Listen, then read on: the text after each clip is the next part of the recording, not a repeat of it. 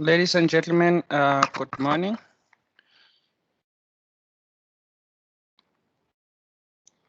We are about to start with our online class session. So it's going to require some participation from you. Before we start, I need to know that two things from you. The first thing is that you will be able to participate. So I hope you can see the screen, but you're going to use this box here, which is a chat box. So it's probably on top of your screen or at the bottom of your screen, depending on the mobile that you are using. So I need you to click on it and just type anything for now. It could be a smiley face, or it could be a good morning or anything. And then you also need to confirm that you can hear me as well as that you can see the screen. So we'll start just now. So please go to the chat box for now and just greet or just type anything there, or put a smiley face or use any emoticon.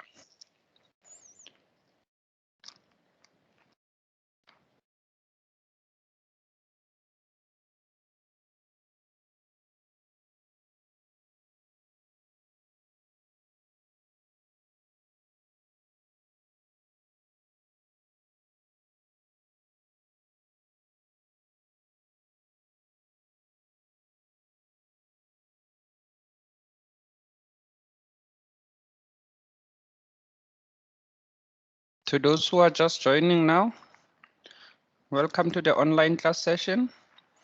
Please go to the chat box immediately and then confirm if you can see a screen, or comment if you are able to chat there, because you'll be participating during the online session.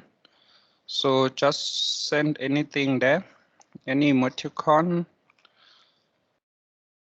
or any weights there. Then we're going to start with the class in the next 1 minute.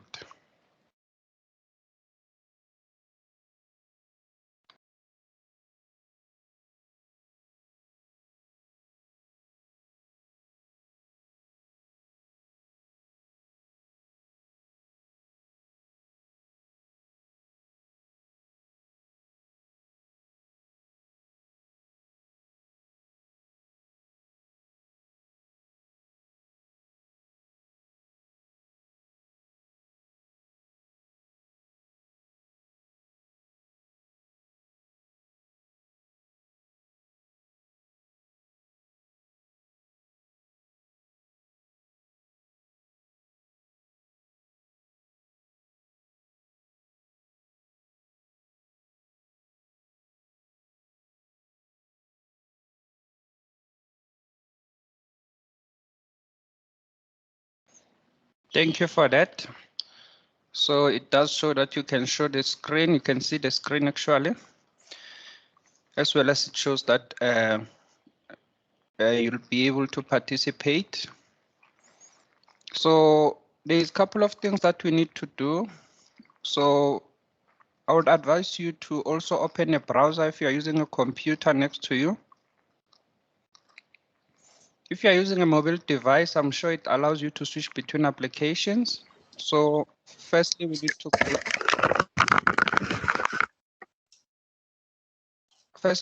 go to the Brightspace. I'm quickly gonna mute some of you. It's just making noise there, sorry.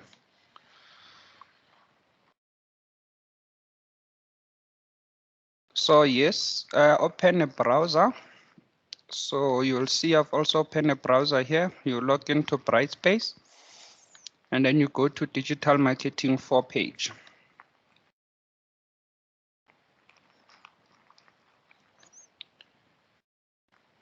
You also need to have the textbook next to you as well, and your notes. I also have my textbook with me here. We're gonna do some reference to the textbook and highlight as well there.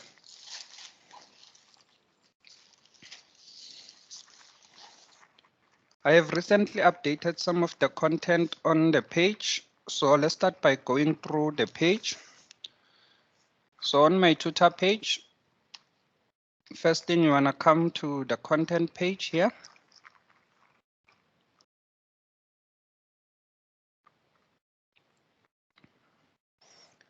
And then in the first tab, module and welcome, what you want to do there, you want to come to the module guide.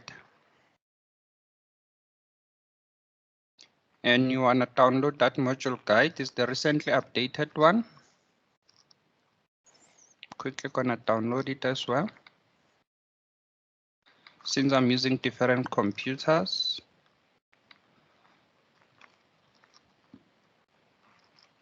And I'll quickly open it now. So in the module guide, there's a couple of things that have updated that we need to go through. So the first thing that we're gonna look into here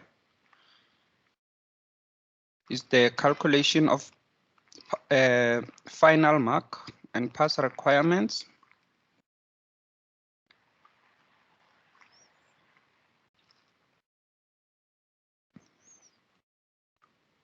And we're gonna look into that table there. You will see you'll have 6 assessments. And then the first assessment is weighing 10% or is carrying 10% towards your final mark. Remember, we're doing a continuous module, so there is no examination at the end of the year. So you'll just be doing assessments. This is the assessment that is supposed to be due today. But in terms of the interest of time, as well as for you to grasp the subject and be well prepared, you will see on the main page. So if you go home, I've posted an announcement yesterday there talking about assessment 1. So that test is going to be available on Monday, 7th of June. The whole day.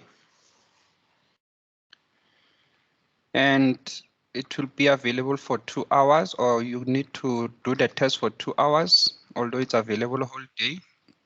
It's carrying 50 marks. It's just multiple choice. Try and read the assessment instructions there. They will tell you exactly what you need to do, but the last part is the most important one. Where do you find the test? It will be under quizzes link.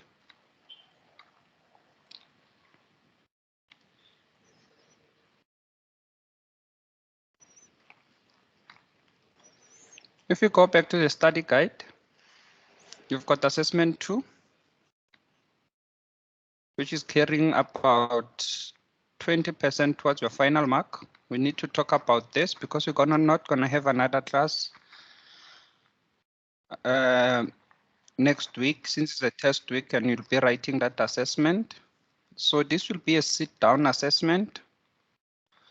The first one is a multiple choice, so it's assessment 2 is the sit-down contact, which is a semester test. The dates have been changing and being updated, so I want to give you a date now, although I didn't put it on the announcement, but I will put it on the announcement. So let's quickly find the latest test week that we received.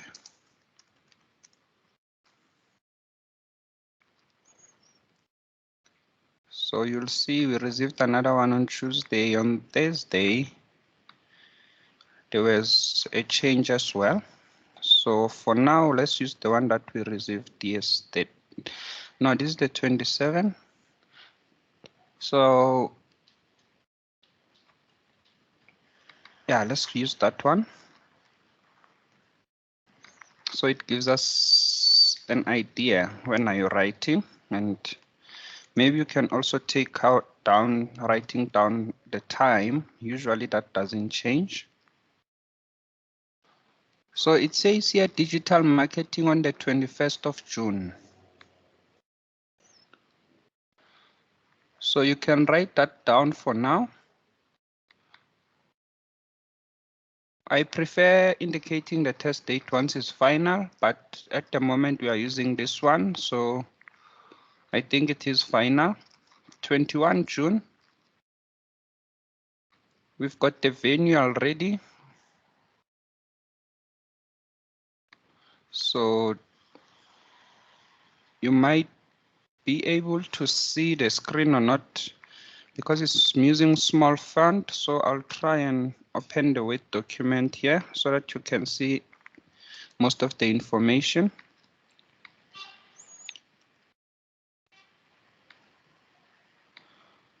So if you copy and paste that, that's what we have regarding your semester test to date so far.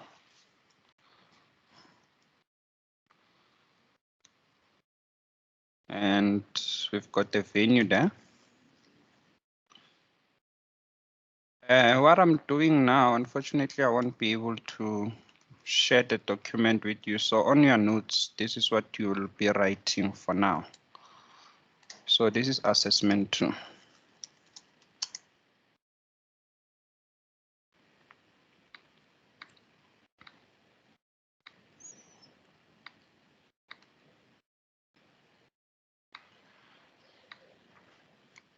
So that's the proposed date. Those are venue. The time is in the afternoon and it's for 2 hours. It's gonna be a closed book. So you'll need to master the theory. So what I can add for you here is the chapters, but I don't necessarily need to add this. I just need to show you where you find that information. So back to the study guide, you can either view the year plan here, which will be on page 16 of the study guide. It's always better, instead of relying on the screen for class presentation, you also open this document on your computer and you view them as we view them here. You will see on the schedule, we are in this week now. We should be doing assessment 1 followed by assessment 2, and then that's where you're going to have assessment 2. And then the chapters, those are the chapters that we're going to follow. So that's chapter 1, 2, and 4. So going back to Brightspace, going back to content.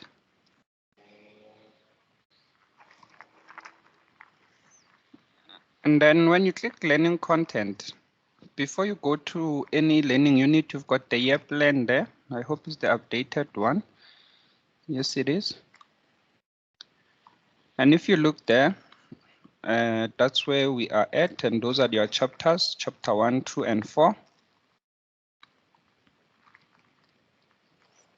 So today we need to do some reflection on these chapters because we've already covered these chapters in class, but maybe you missed the class at some stage. And you also need some clarity, and we are using a different case study as well. So even if you attended the class, the session will also be useful.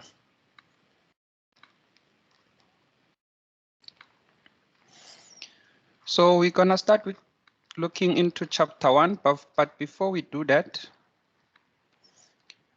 we need to download a couple of things together as well here.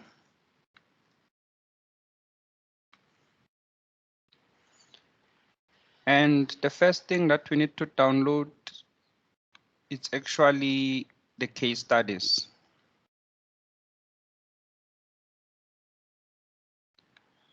Tikekana, you're asking about the timetable. Are you talking about the test timetable? I think so, because I think you already have the class timetable. So that one, the test timetable, unfortunately, I cannot. I can only share the dates.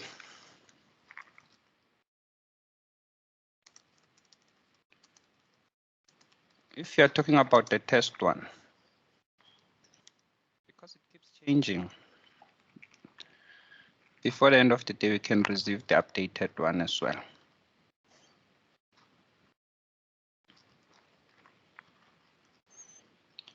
And going back to Brightspace, so what we need here, the class activity that we'll be working on today is on chapter 4. So you also need to download that. If you have the copy which was shared in class, you can have it in front of you.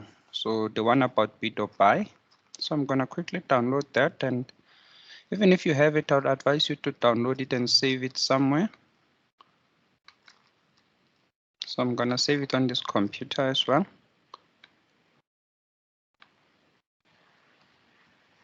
And we're gonna use this case study for our reflection for all the chapters. So let's go back to chapter 1 now. So we're gonna download the PowerPoint slides.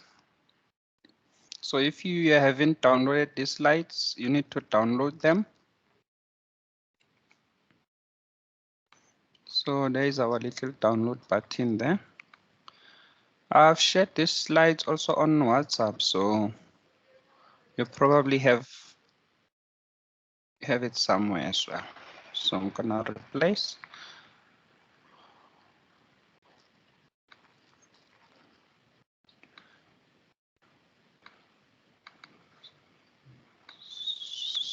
In this case, should be the last saved one, which is this one. Introduction to digital marketing. So I prefer opening the whole slide instead of using the small screen on Brightspace here, because you might also need to follow.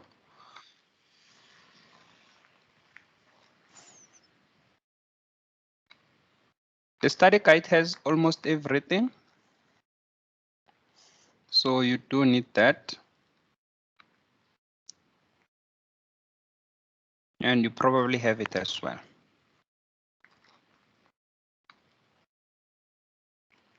So in front of us, notes, which mine will be the weight. This will be your notes. Some of you might also prefer using the digital one, and you type it and then you just have a textbook in front of you. So this is my notebook here that I'll be using. So I've got notes here for chapter 1.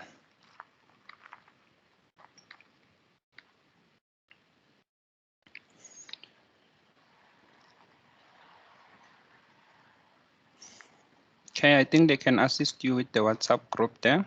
Maybe you just need to put your contact details. So we will try and monitor the chat box. If you have any question, guys, you're more than welcome to unmute your mic or use those raise hand options, or just unmute your mic, because as you can see, I'm switching between applications and you can indicate your question there. All right, on chapter 1, or regarding this module, we need to talk about assessment criteria. So assessment criteria, what it actually means is that when you prepare for an assessment, these are the concepts or constructs or focus areas we can assess you regarding this. So we should know the key concept relating to digital marketing. We should be able to differentiate between who supply the content. That could be business to customer, business to business, and so on. And we should be able to develop digital marketing objectives. And when we develop that, we use the internet, for example, if it's to sell, to make sales, for customer services, to serve customers, for communications, that is to speak objective, cost reduction, to save, brand building tool, that is building new experience to sizzle. So we'll cover that. So let's start with the key concepts that relate to digital marketing. And regarding this key concept that relate to digital marketing, we only have 2 main ones. So let's quickly go to page 13 and highlight as well in the textbook. So if you open page 13, I think the slide is having a wrong page there. Those key concepts, let me quickly follow with you here.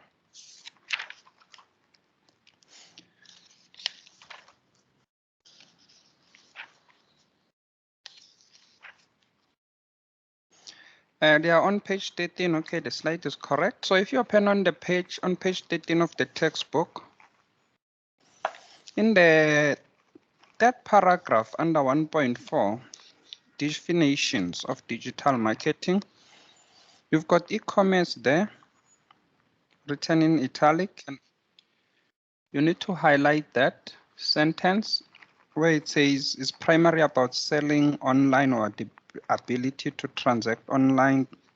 It gives you those practical examples there as well. They're similar to the one that you see on the slide. The difference between the definition in the textbook and the one that you have on the slide is the word a domain there. So e-commerce is a domain allowing selling and buying online. You also want to use the word platform. So you want to add that in the textbook as well. So a domain or a platform that allows to buy and sell online, because that makes it much clearer what you are talking about.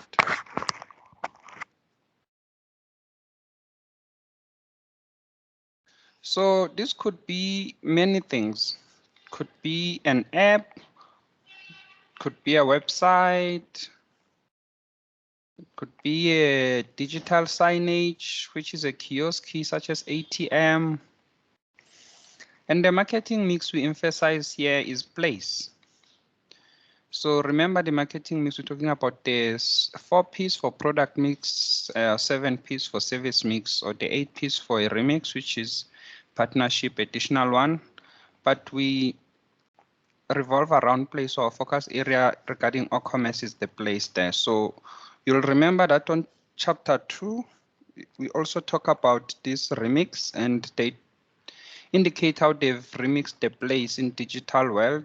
Place at supplier side, which is the website. Place at intermediary side, which is an app. Or digital signage, it's also at intermediary side because it can be installed at the supermarket, like your ATM. Timer bank was one example that we use for this case study.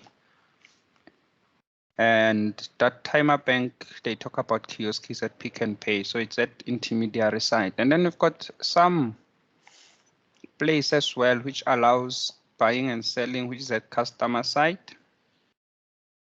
You'll rare find examples regarding that. But what it means, we can, if it was not allowing buying and selling, if the definition was a bit wide, it will say e-commerce. If it was talking about advertising online, remember that's digital marketing. It's no longer e-commerce. When we say buy and sell online, we talk about the ability to actually add to cart, the ability to make a payment or an online payment. So think about that more than just advertising. So if you talk about customer side, they usually open their Facebook accounts, and then they become social media influencers. I see a lot of Herbalife as an example that I can use. People there, they can advertise their products, but that is just for not for selling and buying, because the transaction will take place offline. Most of the time they don't have to buy online, so we can hardly use the examples with affiliators. On the other hand, digital marketing, it refers to marketing online using digital media channels. In the textbook, you also highlight there, that is the second last paragraph on page 13 as well. It's written in italic there. What you want to highlight mostly is the fourth line, where it talks about the key campaigns of digital media channels, your search marketing there, your online advertising, affiliate marketing. You see, that's where it comes in instead of being a domain. So affiliate marketing, we're talking about social media influencers. So maybe you can also add that with the pen or a pencil in the textbook itself there.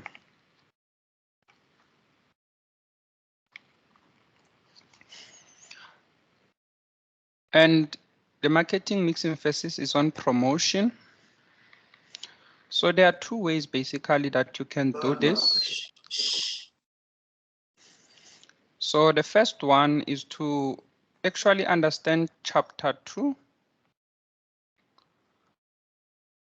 And you will know that when we do the remix in chapter 2, we talk about these elements, the place part and the promotion part. So once you come to the promotion part, you will see that we have remixed all our promotion tools. For example, your advertising, public relations, sales promotions, and so on.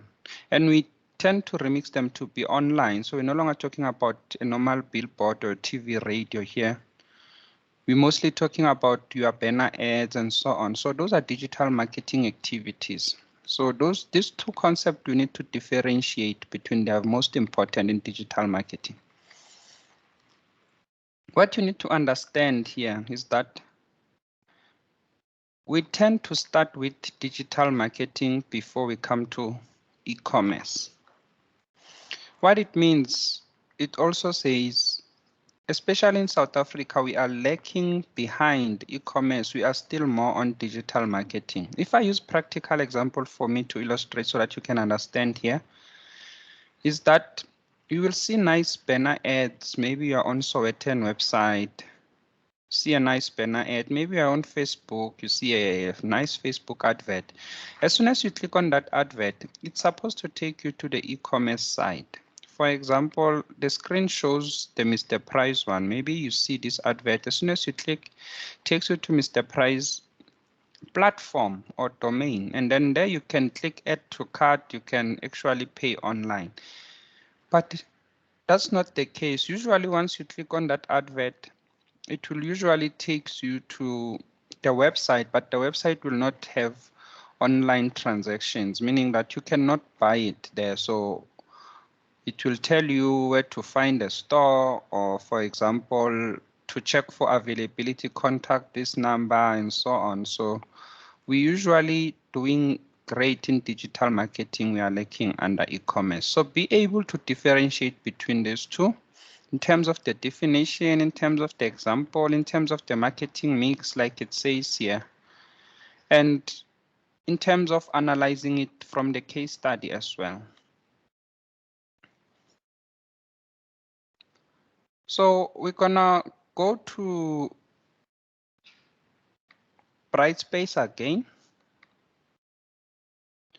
We've already downloaded class activity 3 under chapter 4 or learning unit 4.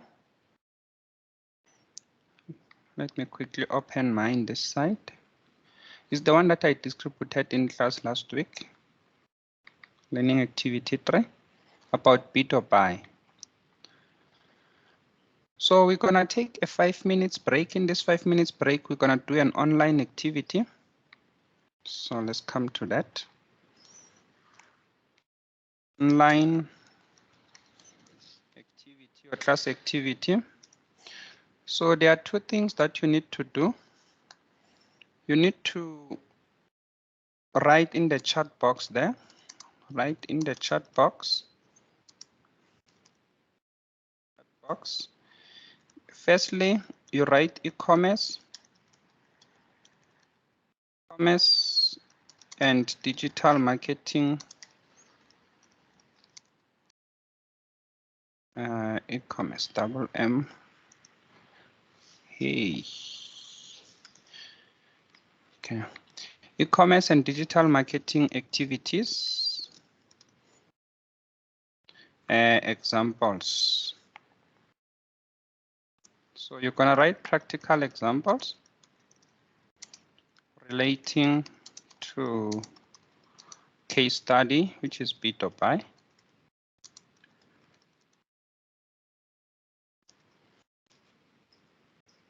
So you can start beginning that class activity. So we're going to take about 5 minutes. So since right now it's 10 o'clock or 10 past, we'll resume our class at 10:06. So please do participate. You can read it fast now because you already know the case study. You're just looking for e-commerce, the platforms that they are using. You're looking for activities, how they promote themselves online. And then you quickly write that in the chat box. So I'm going to quickly.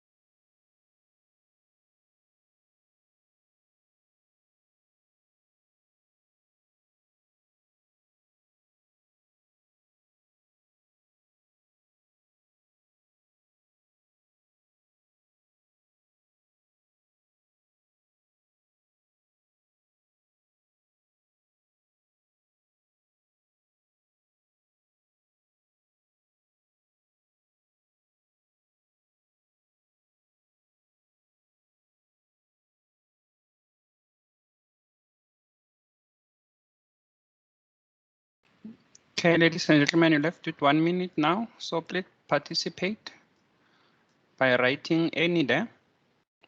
Thank you for those who participated already.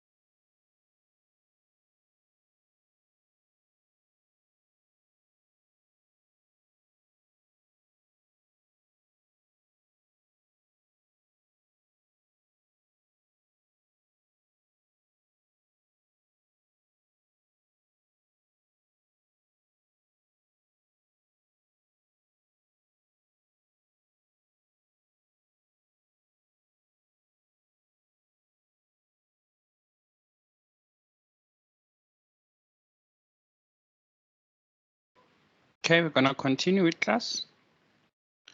So now let's open learning activity 3. The P2P case study. We're looking for platforms or domain which allow people to access as well as to actually buy online. So it's for online transactions.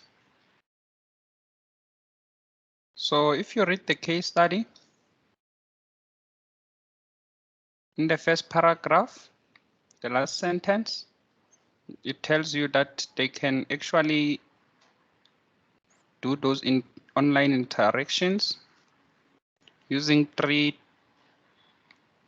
e-commerces that we have there. Thank you for that answer as well.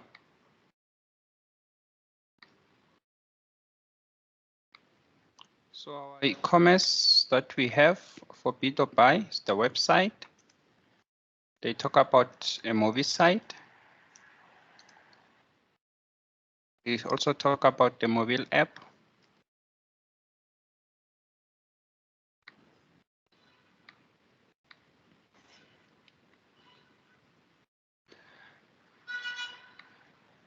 And if you go back to the case study, we look under digital marketing activities. How do they promote this themselves so that other companies can know about P2P?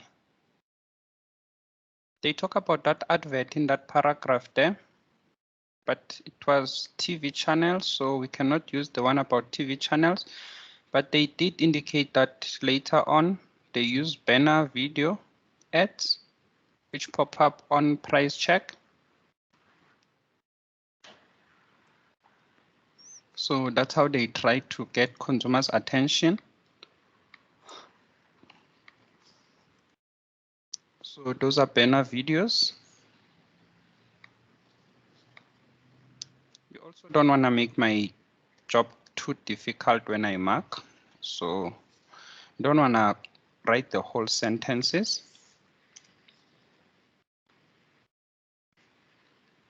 You can just paraphrase if you have to.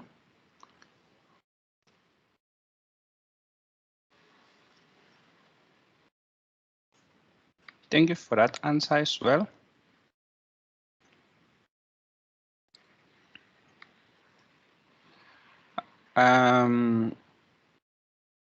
Affiliate program, that's the second one that they use. And I also see it there. So let's quickly go to the case study. It's also in this paragraph. What I want to illustrate here, it's how to write your practical answers. Hence, I'm doing it on the slide or on the screen with you here. So if you just write affiliate program, you will see that it's actually not much clear or is not articulated clearly to show that is digital marketing. You must indicate the part of digital marketing is the same thing when you say an advert. So an advert could be on TV. So this affiliate program, how does it work? they share a URL link or a quick response code.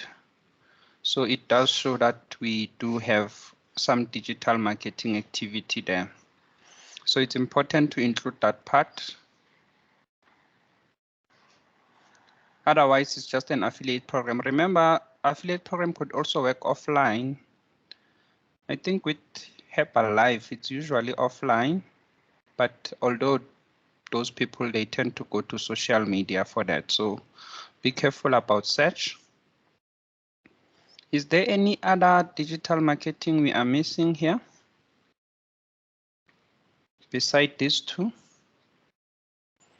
Just about the promotion of how they promote themselves. Any questions regarding this?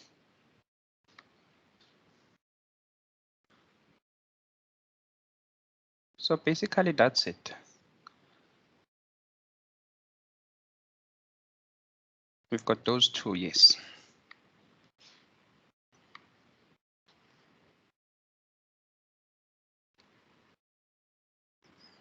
So let's continue with chapter 1, the slides.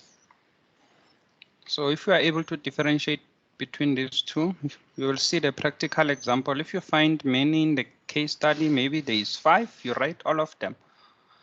And you also look in terms of the marks, they will guide you as well. So if this was a question and it had 6 marks, for example, differentiate between e-commerce and digital marketing, provide practical example. It can mean that for differentiating it's 1 mark, so you need to put some theory. For practical example relating to the case study, that will be 4 marks. Does not necessarily mean that is 2 this side, is 2 this side. Always you can have 3 e-commerce as a practical example and only 1 digital marketing, or 3 digital marketing and only 1 e-commerce. So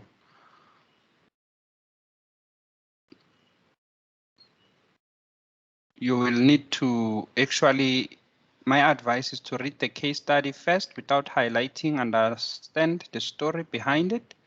Even in a test, just read without highlighting. And once you get to questions, you already know what you're looking for. That's when you start highlighting.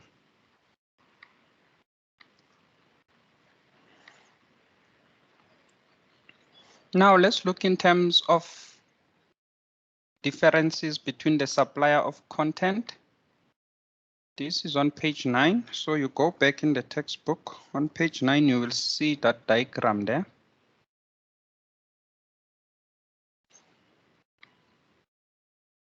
It seems like it's an easy thing to understand, but it's quite tricky if you don't focus on what they are talking about here. It's talking about the supplier of content or supplier of service.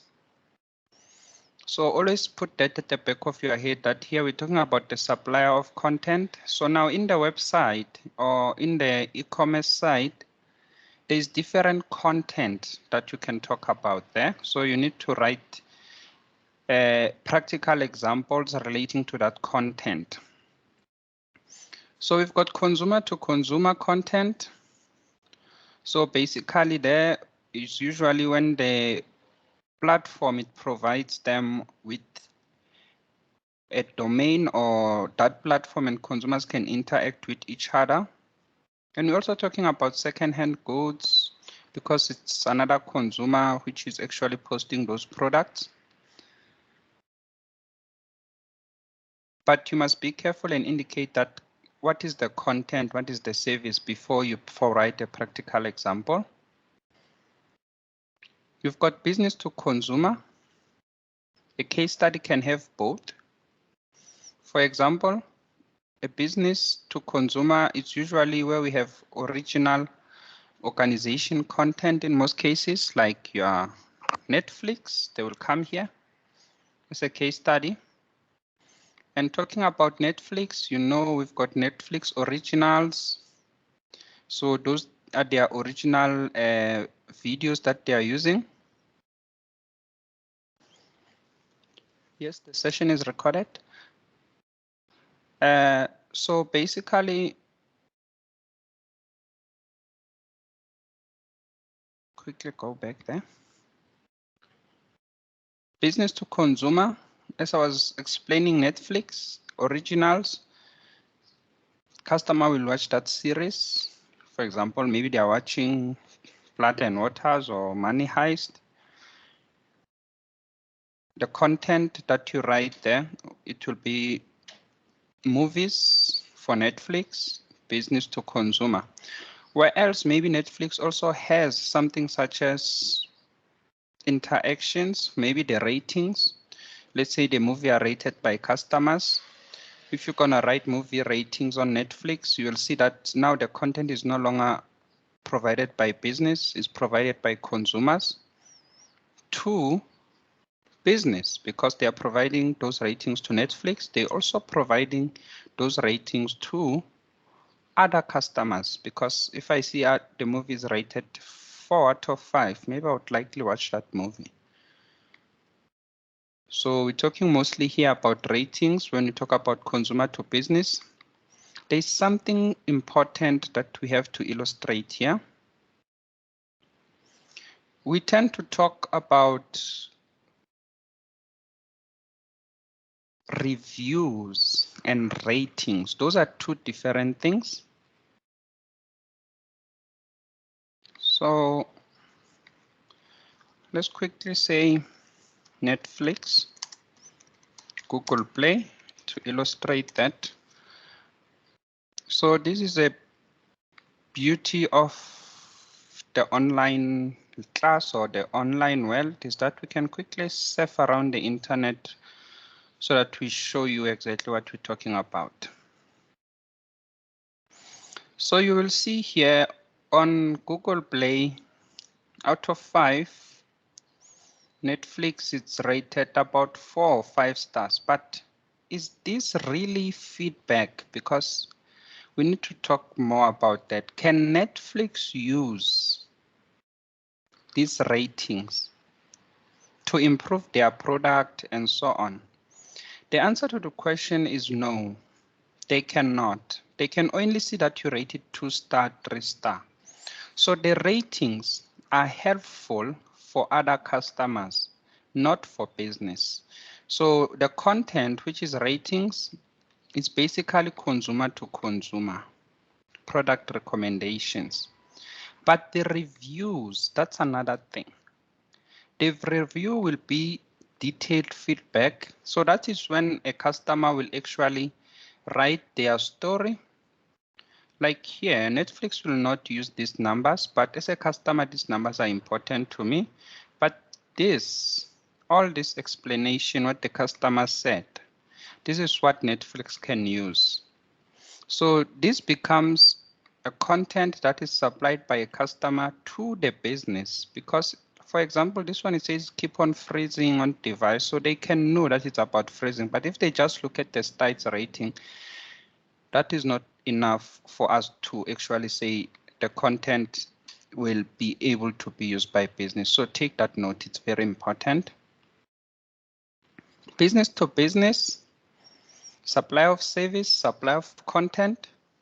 We must think about digital content that is being supplied. So here, what you wanna write in the textbook, you wanna add with a pen or a pencil.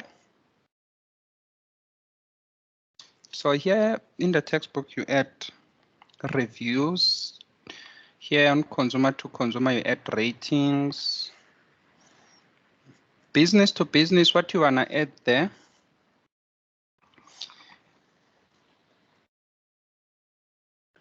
You wanna talk about partnership.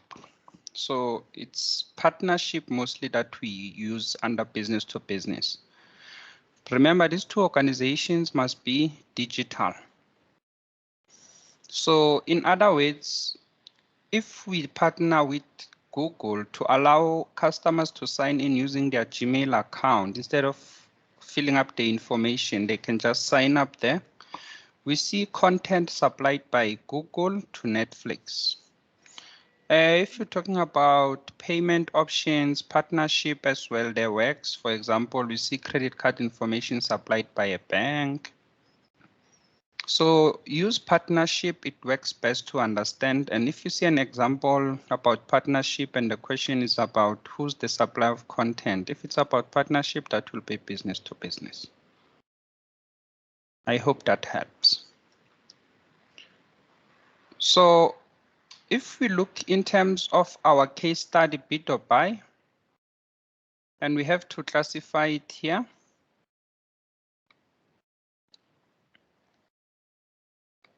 There is quite two things that we can do regarding that. It's not just one, supplier of content, bid or buy. The case study.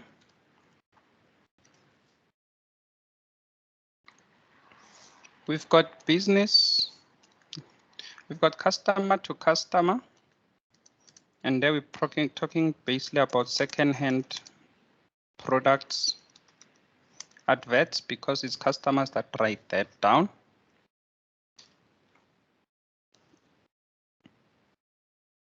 It's also business to business on the case study, and you must indicate the content there as well.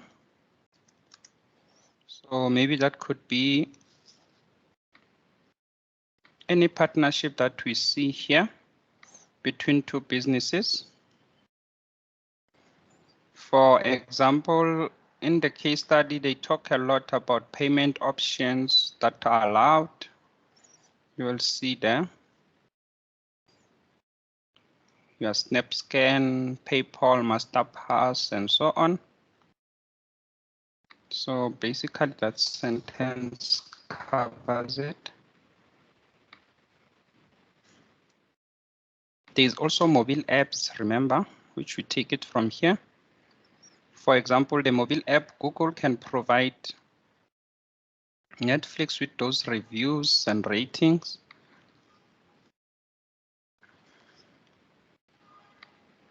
If you go back to the slide, this one is there. Business to customer, you also have that on bid or buy. So it's not just one. Also have business to customer.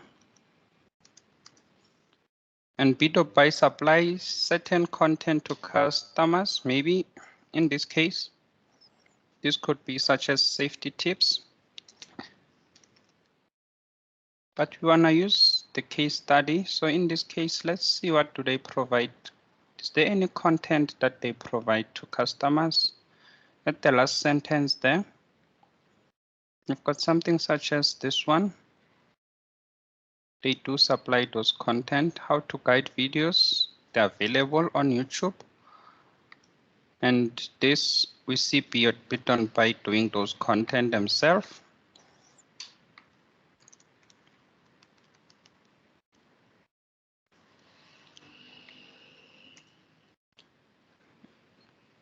And lastly, consumer to business. So this is the one that I think we are quite missing in this case study. Any content provided by customers to bid or buy here. Remember the adverts that they post, they are going to other customers most of the time. So that's what we don't have. But in some case studies, you will quite have a lot of customer to business content that you can use as well.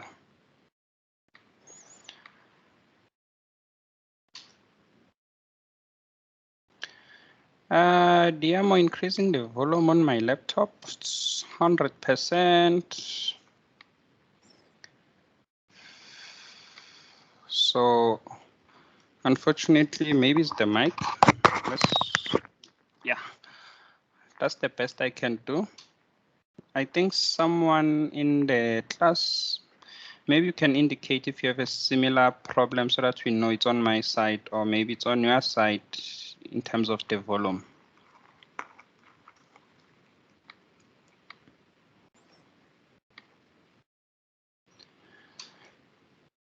And then we come to the digital marketing objectives in chapter 1. There is a lot of students that struggle with this. So let's go back to notes so that we overcome those challenges regarding that. there's a couple of things that you should know when we assess this digital marketing objectives. How do they work? So let's write that in your notes, digital marketing objectives. The first thing that you need to understand about digital marketing objectives, on the slide, it actually gives us a nice idea, is that you must be able to separate or differentiate between goal and objective. A goal is broad, like it says here, it's intangible, where else an objective is specific and tangible. So what that means, usually when we classify something, we start with the wide classification or the broad classification, and we tend to go to a niche area, which is an objective. Let's say we want to have social media presence. We are a company. We don't have any social media presence. If we say we want to have some social media present, that is a goal, is not an objective. Because there are different or various social media platforms. We've got social network. We've got social streaming as well. On chapter 5, we're going to look into the different types of social medias. Most of the time when we talk about social media, people think about social network, which is your Facebook and Twitter and so on, but it's more than that. So we need to be specific here. A goal could be social media present, and then with the objective, we are so specific that we want to open a YouTube social media streaming site or channel there. And we also want to respond to comments. And once you say respond to comments on YouTube, it's also a goal. You make it tangible. So specific was YouTube. Tangibility, you need to be as specific as possible. Maybe respond to all comments before end of the week, or respond to at least 100 comments per day. So make it more tangible, or respond to comments in customers' languages, for example. That also works, like Zulu and so on. It must be measurable, the objective. So when we assess, we look into this three. So going back to your notes, it must be specific. So instead of social media, you indicate Facebook.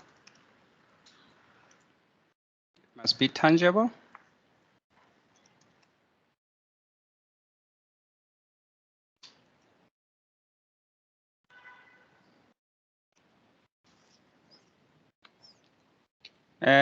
Remember that tangibility, it talks about the difference between a product and a service. A service is intangible, whereas a product is tangible. So we have to look under the variables of tangibility. It talks about something that you can touch, something that you can see to understand the word tangibility there, and so on.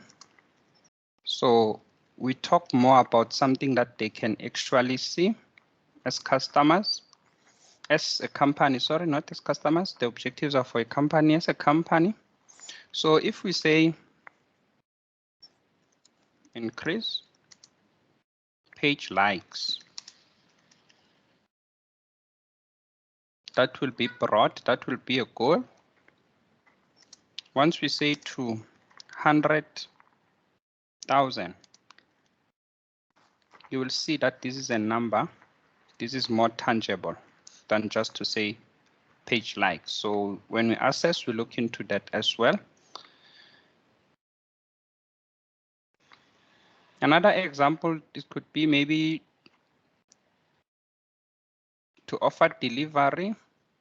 That will be a goal, is too broad, but if you are specific, you will say to use Uber Eats delivery, or to, because there are different delivery methods, in-house, Mr. D, and so on. So you need to be as specific as possible regarding that.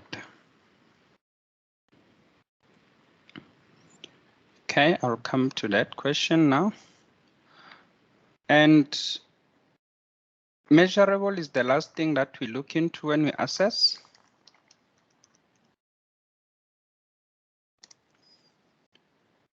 So measurable talks about, are we able to measure if we have achieved that goal or not? So we must have some sort of measurement tools for us to say at the end of the day we did achieve it. Because if we said we wanted to open a Facebook account and that Facebook account should have 100 likes. If we have 80,000 likes or we have 60,000 likes, one person will say we haven't achieved the goal yet. So how do we measure when we achieve the goal? Or what if we have 125,000 likes and the person says, no, you have achieved the goal? That's not the case. So this is about the date. Very important. You must be specific because that will tell you whether you have achieved something or not. So if you say before end of the year, that works. Before end of December, just to be more specific, 2022.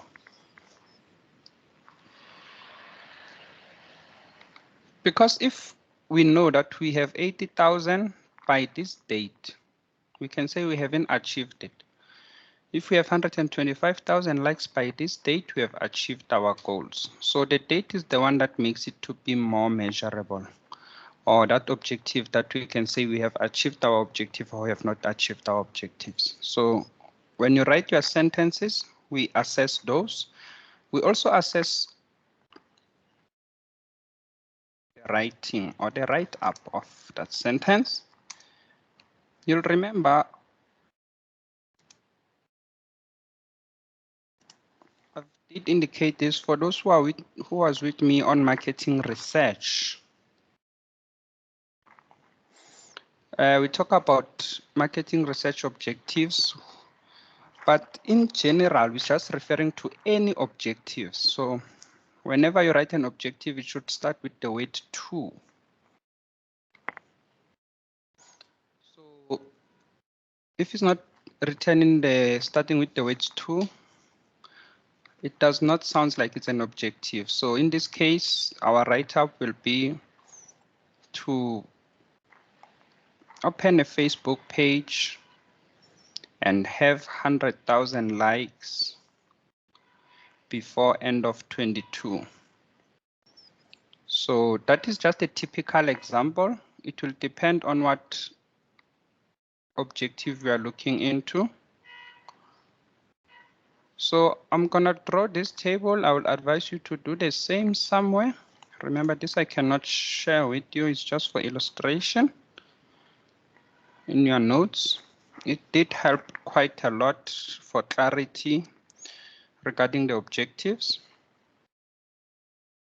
So let's start by saying an objective there. And then here we're talking about target market, so that we get a clear picture. Marketing mix or remix. That is the focus area. Just want you to understand that this table is not definite, which means that it does not mean something if it's not written here, it's not valid. Some valid answers are also applicable. This is just to help you for clarity. So this will answer your question that you've asked now in the chat box. Our objectives, we've got 5 of them. The first one is to sell, to serve, to speak, to save, to sizzle. We've got these 5 objectives.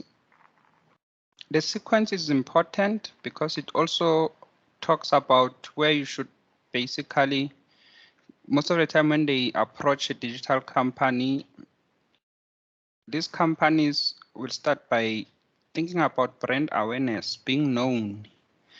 Or it's a new company, you cannot start with sizzle. So sizzle is with. I also want us not to leave you. So in the textbook, we are on page They start on page 23, but I want you to mark page 24. It's the one that it's actually written structurally there. Page 24. You can highlight the table 1.2 objectives of the 5 as of digital marketing. I was talking about the word sizzle here.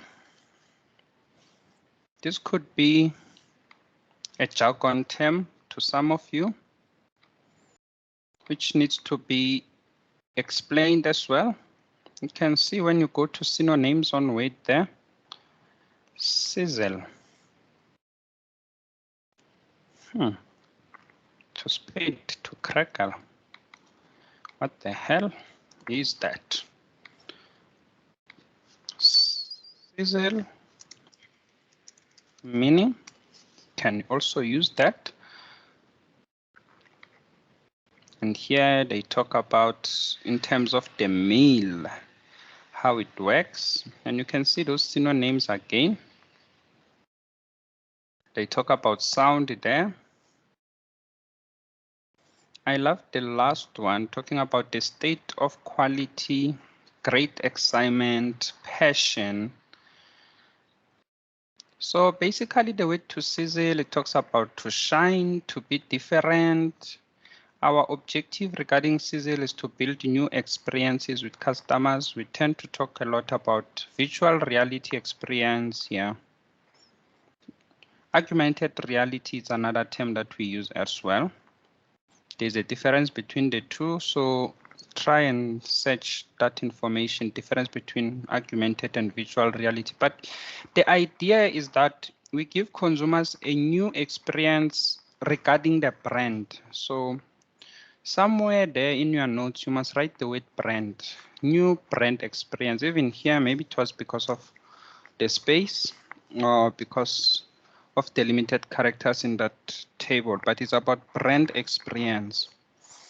So the way they perceived us, if we sizzle our brand online, we're gonna change their attitudes. It becomes more positive, and then they think of us differently. For example, if we have some sort of a game that customers can engage regarding the brand or competition and so on, that works. But if you want to give them a nice experience, could be a visual thing, visual world and so on.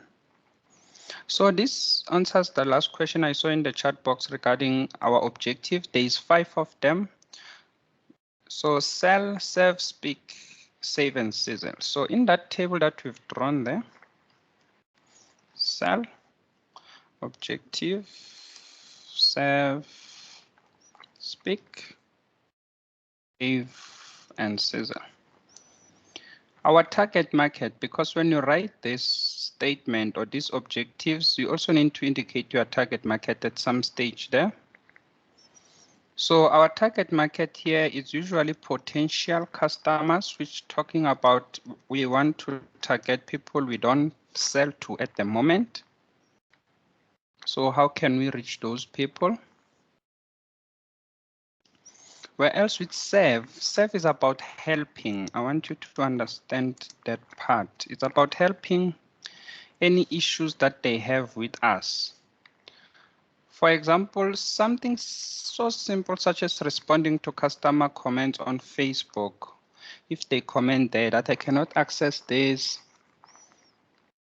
TUT as an organization, we have a Facebook account. Students comment there. What is the APS score of this? If TUT was responding to those comments, that will be serving customers there as well. Usually our target market is existing customers here, because those are people who should have problems. Remember with TUT as well, if person says I cannot see my admission status, how do I pay and so on, it's usually existing students or those who are still already paid, so we know those students who they are. Is not something that someone that is new. Potential customers, to speak to them, this is whereby we look in terms of communication. So speaking, it's also about potential customers. like I've said, these answers are not so definite. It's just the focus area. For example, okay, I'll come back to that just now. Let's just finish here. Here we don't deal with customers. Our target market is the company. I've seen quite a lot of practical example where students talk about to save, and then they talk about discounts and so on. You are costing the company instead of saving money for company here. So you don't want to introduce discounts and so on, because that will be saving money for customers, and that's not what we do. The idea is to replace something that is traditional with digital. So in a company, if you see that they're still following a TV advert, a radio advert, you can advise the company to switch to social media and save money, or to banner ads and so on. That's the idea we have here. Self-service channels, they also work. For example, McDonald's, you saw quite a lot there. This is also about existing customers. We want them to have a nice brand experience with us, not new customers. But it's not limited. That's what I wanted to indicate here. It's not limited. So in other words, what it means is that we can have a sell objective for existing customers, but it will be something, typical example, it will be maybe something customers are using a basic package of 99 Rand, and we've got a premium package of 200 Rand. So we advertise to these existing customers the next package. Like you will see DSTV, it tends to do this a lot. A person will be using a DSTV, but you'll see DSTV adverts on DSTV, and one person actually asked at some stage, why are DSTV adverts playing on DSTV? Because it simply means that the customer already has a DSTV, but they are trying to upsell. So you can also upsell to existing customers, but the target market in broader is potential one. Existing customers, what I mean as well, you can have a new customer sending you an inquiry about the product. You can help that customer. For example, that will be a new customer there. So it's not so definite, but we know for a fact that if you want to talk about numbers, you want to talk about this part, tangibility and measurability, because companies hear the word profit, hear the word cost more, they see numbers. If you want to talk about numbers, you'll only have limited numbers if you use the other target market. You'll only have limited numbers. That's why you have this target markets. And let's come to the promotion mix, the focus area. It's also not definite. If we want to sell, our objective, basically, we can use quite price. It works well here for our potential customers. For example, if we give them a trial, for example, that could be a nice one. Instead of paying a price, we see how trial works, 14 days free trial. If we start something such as that one, or a campaign such as that one, using price or sales promotions, all that tend to help customers to buy more. The ones that we want to serve, we use the service mix here most of the time. Remember, these customers have a problem. How can we help them? So the service mix, it includes people, process, and physical evidence. That's our marketing elements that we tend to manipulate. So for example, people is the one that works mostly here. Instead of customers having to call or come to a company online, we can advise to have a live chat, frequently asked questions, and so on. Speak objective promotion works nicely here. So our promotion, which is an advert. So if we're having an advert on a banner ad advert, usually we are speaking to potential customers using that. So it makes it quite a bit interesting, as well as to say the answers that I've done on situation analysis regarding the marketing remix, I can look for gaps there to develop the objectives. So think thoroughly there. We usually want to save in terms of the service mix again here. And what costs us a lot is usually the process. It's no longer people, but people can also cost the company a lot, like you've seen with McDonald's using the self-service channels. So the service mix, this is where you can identify the gaps where you can save company some money. And lastly, to sizzle, it requires some sort of product and partnership.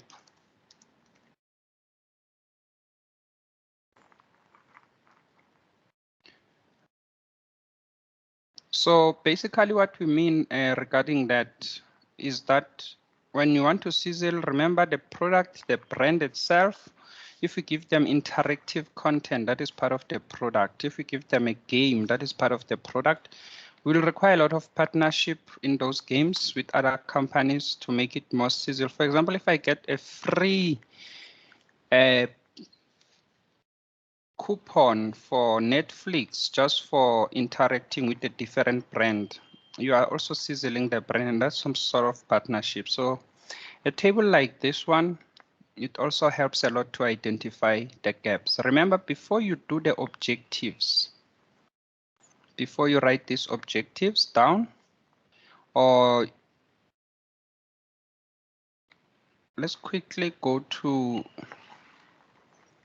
activity 3 before I continue with what I'm saying here. And we look at that activity there, where it talks about developing a digital marketing plan. You're going to start with situation analysis to find out where the organization is at, and you usually use the 8 Ps. This is chapter 2. So on chapter 2, you find out what the company is doing to remix the product, the price, and so on, before you develop the objectives. So the gaps that you identify, that the company does not have this, it has this, you can use those gaps to fill in the objectives here.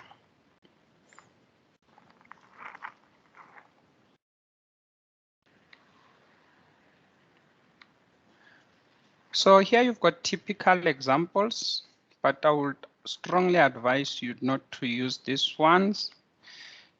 There's quite a lot that we can actually judge from these examples. We're working on the revised slides as well for chapter 1 that will have better examples for this, because these are just too general if I use that word. They tend to be goals rather than objectives when you read here. But they are much better, so yeah. And you'll be required to develop these objectives. So going back to the notes again, when you develop these objectives, you have your own voice, meaning that even if something is not in the case study, you can suggest it, that they should do something like that, because it's an objective that you as a student have identified, or you are suggesting that they should do. So you don't do the analysis. The analysis helps you to find the gaps and you suggest. So that's what we mean by you having your own voice there. And the last part regarding this digital marketing objective, I want you to sizzle as well as a student. So to sizzle, your goals here should be very impressive. So in other words, creativity plays a role, that you can think out of the box here. And in terms of creativity, we also talk about illustration, very important, especially if you have something such as an assignment. Try and put a picture under each goal of what you're talking about. So for example, if the goal is to speak, and there you write, this company should have a banner advert. If you can show us a picture of that banner advert you are suggesting, or YouTube advert, it's worth 1,000 words. If you're talking about sizzling and then talking about visual reality and so on, it's worth 1,000 words. I also want to show you how we usually allocate marks to days. So just going to quickly open one of the assessment maybe that we've done last year here. Okay. We also had 6 assessments. Okay, I'm quickly gonna open 2. I'm not sure. This is a student one. Okay, got the memo there. Okay, this is just the memo. Let's quickly open the assignment itself. I also want to show you the marking rubric for this. This will give you an idea of how we're gonna mark those objectives. You can see in this assignment, students were required to develop the objectives, for example, for each and every of those objectives. And you can see the marking system that we use. Very good, good, average, not good at all, not done. If you want to get to this side, very good, it cannot just be a sentence. So sizzle your objectives, those illustrations plays a huge role for us to get you here.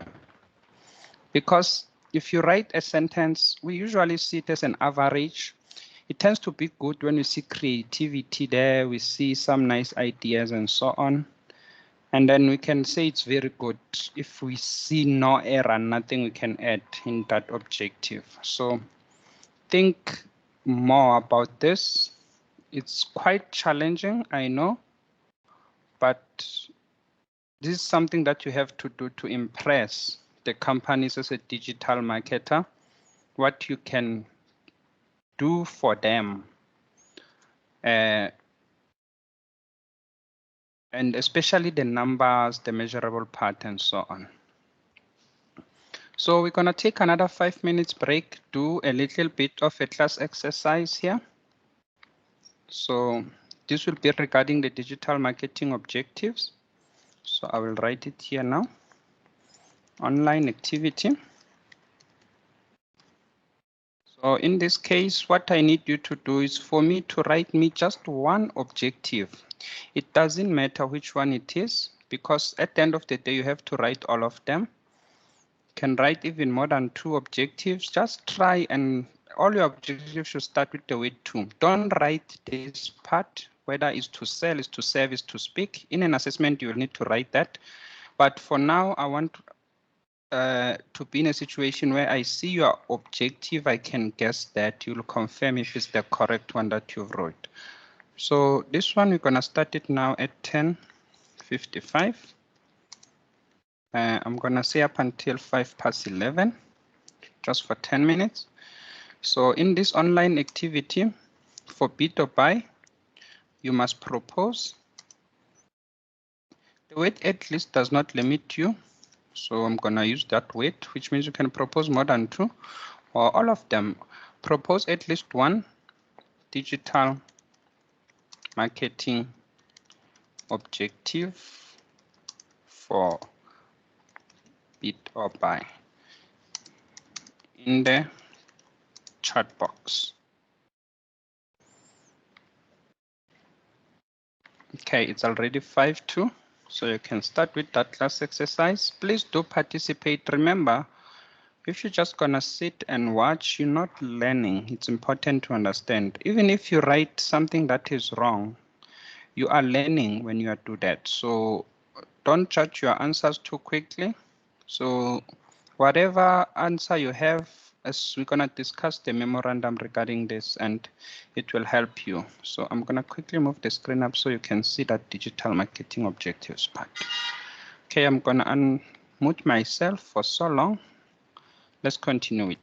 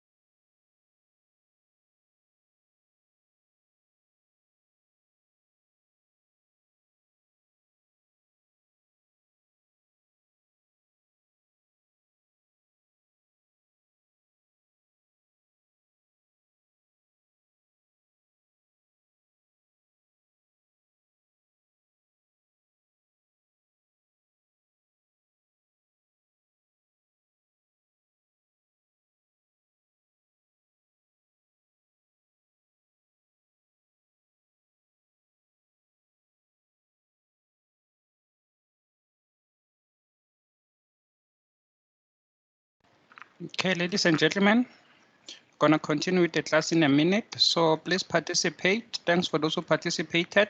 Write the online digital marketing objective in the chat box. So we're gonna continue just now.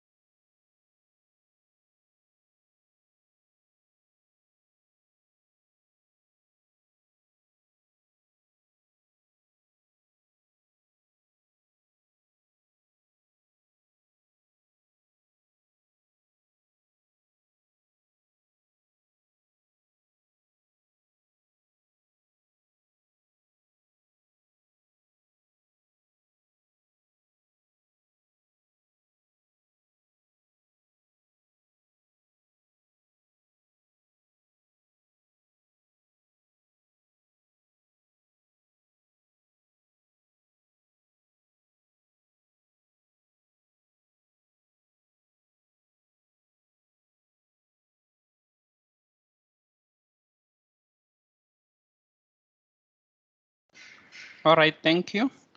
So we're gonna continue with the class.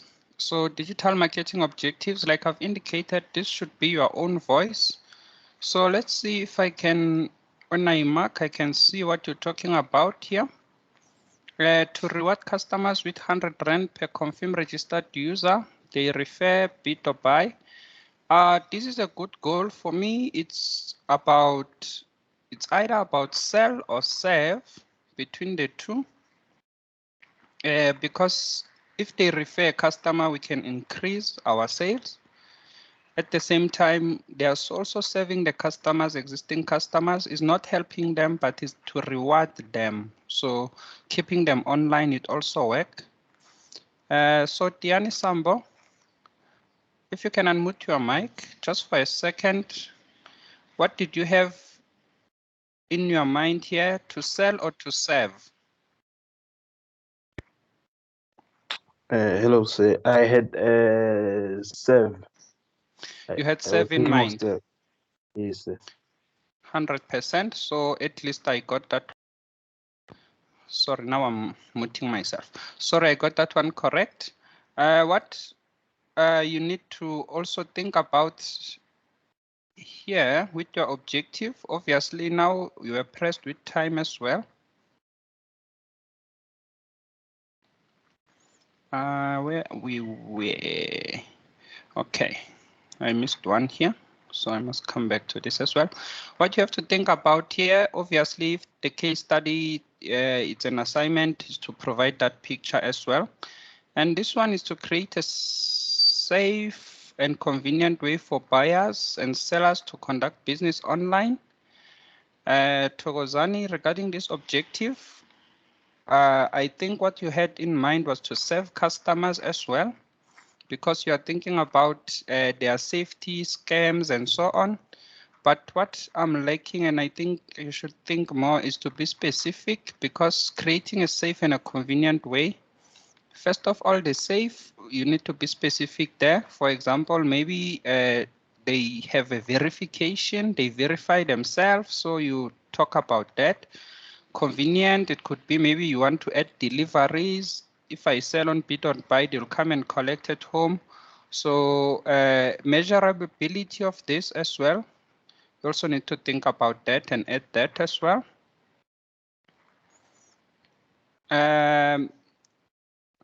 Matobela, you also spoke about to reach to 1,000 registered customers with new innovative bit of buy member card. So here I've also have sell and serve between the two. So regarding sell, what I see that you are actually trying to have registered customers. Maybe at the moment we have 50, we want to increase it to 100,000. But the member card also, it's about loyalty program. So I think it's about serve as well. Okay, Matobela, if you can unmute the mic please guide me here. What did you have in mind? Sell or save or something else? Morning, sir. I had selling. Morning. Yeah. You had selling in mind. Yeah. Okay, 100%. I understand that one because you wanted to reach 1,000 registered customers. So member card can also work in terms of serving customers with rewards and so on. So obviously, sell also works here, 100% for that. Oradu, to extend their customer service hours from 7:30 to 10:30 by end of 2021. I think this one is about serving customers because customer service is serving customers. So in my mind, Ratu, I have serve. If you can unmute your mic just for a second, please guide me here. Were you also thinking about serve? Yes, to serve.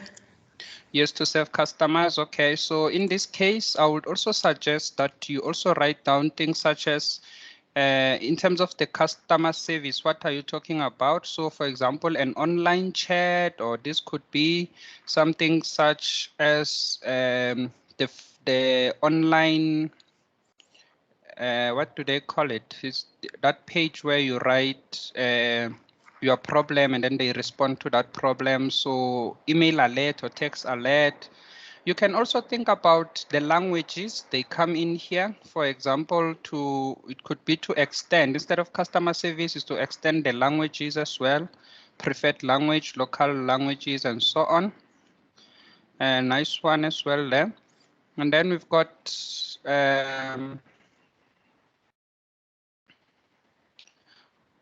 I think it's a continuation from there. I do love the collaboration of these objectives there. So Bukega, I think you're also talking about serve there to reduce human resource costs by introducing a chat robot to answer frequently asked questions. Very good objective.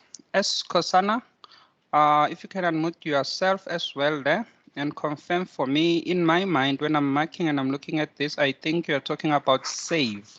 Am I correct? Yes, to save. To save for a company. So, and that chat box, I would also suggest that you also, which chat box are you thinking about? Is it Facebook? Is it WhatsApp chat box? Because every chat robot needs to be in a specific media. So maybe you become so clear about that. And another thing that you can also add here regarding this is how we're going to measure this. For example, if you say to reduce human resource, so maybe you mentioned the cost maybe by 50,000, we reduce that, or by 500 million. So the numbers play a huge role here. So you can think about that as well. And to install PPM app before PPM, Bonase, are you referring to that personalized from the case study, personalize something?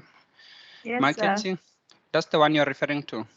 Okay, Yes, so to alert bidders if they are outbid, I will just suggest something here is that if it's already in the case study, it's no longer your voice. So what happens is that you lose marks, is not more of an analysis.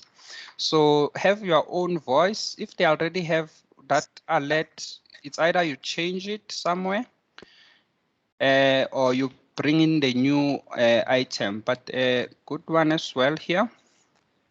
To introduce more payment methods for customers, such as BitSafe, Chuyane. I think in this case, were you talking about safe customers?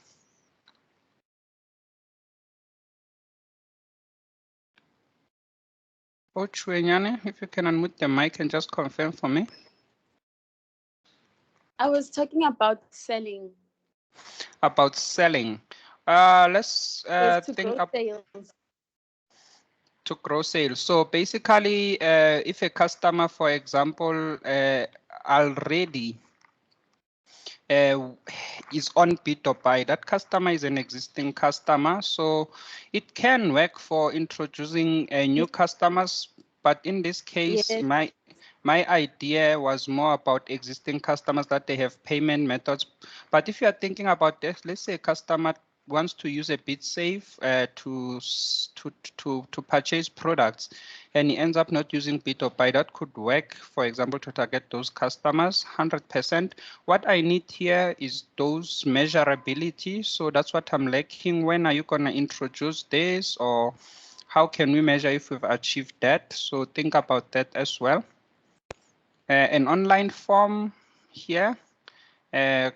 So users, Tessia, you spoke about users can complete an online to leave a message. This is the one that I was talking about too as well, in terms of leaving a message. So this is about save, how to guide videos. You've also included that, but it's from the case study. Once again here, think more about the measurability of that. So Tessia, if you can unmute the mic and just confirm for me, were you thinking about saving customers as well here? Yes, sir, I was talking about saving customers. 100%, we are on the same page. To support various customers, support options, to communicate with customers. Bozati, I also think you're thinking about saving customers, helping them with the customer support options. I just think it's important for you as well to be specific. This is too broad. So what customer support option are you talking about? So those chat live box, leave a message and so on, you become more specific with that. And you also indicate the time there, the timeline. And lastly, to increase customer interactions online via social media pages, a good one for serving customers as well. Because when you talk about interaction, you're talking about comments, responding to those comments and so on via social media pages. So Dimurekure, if you can unmute your mic there, Dimurekure, and just indicate for me what social media pages you had in mind there.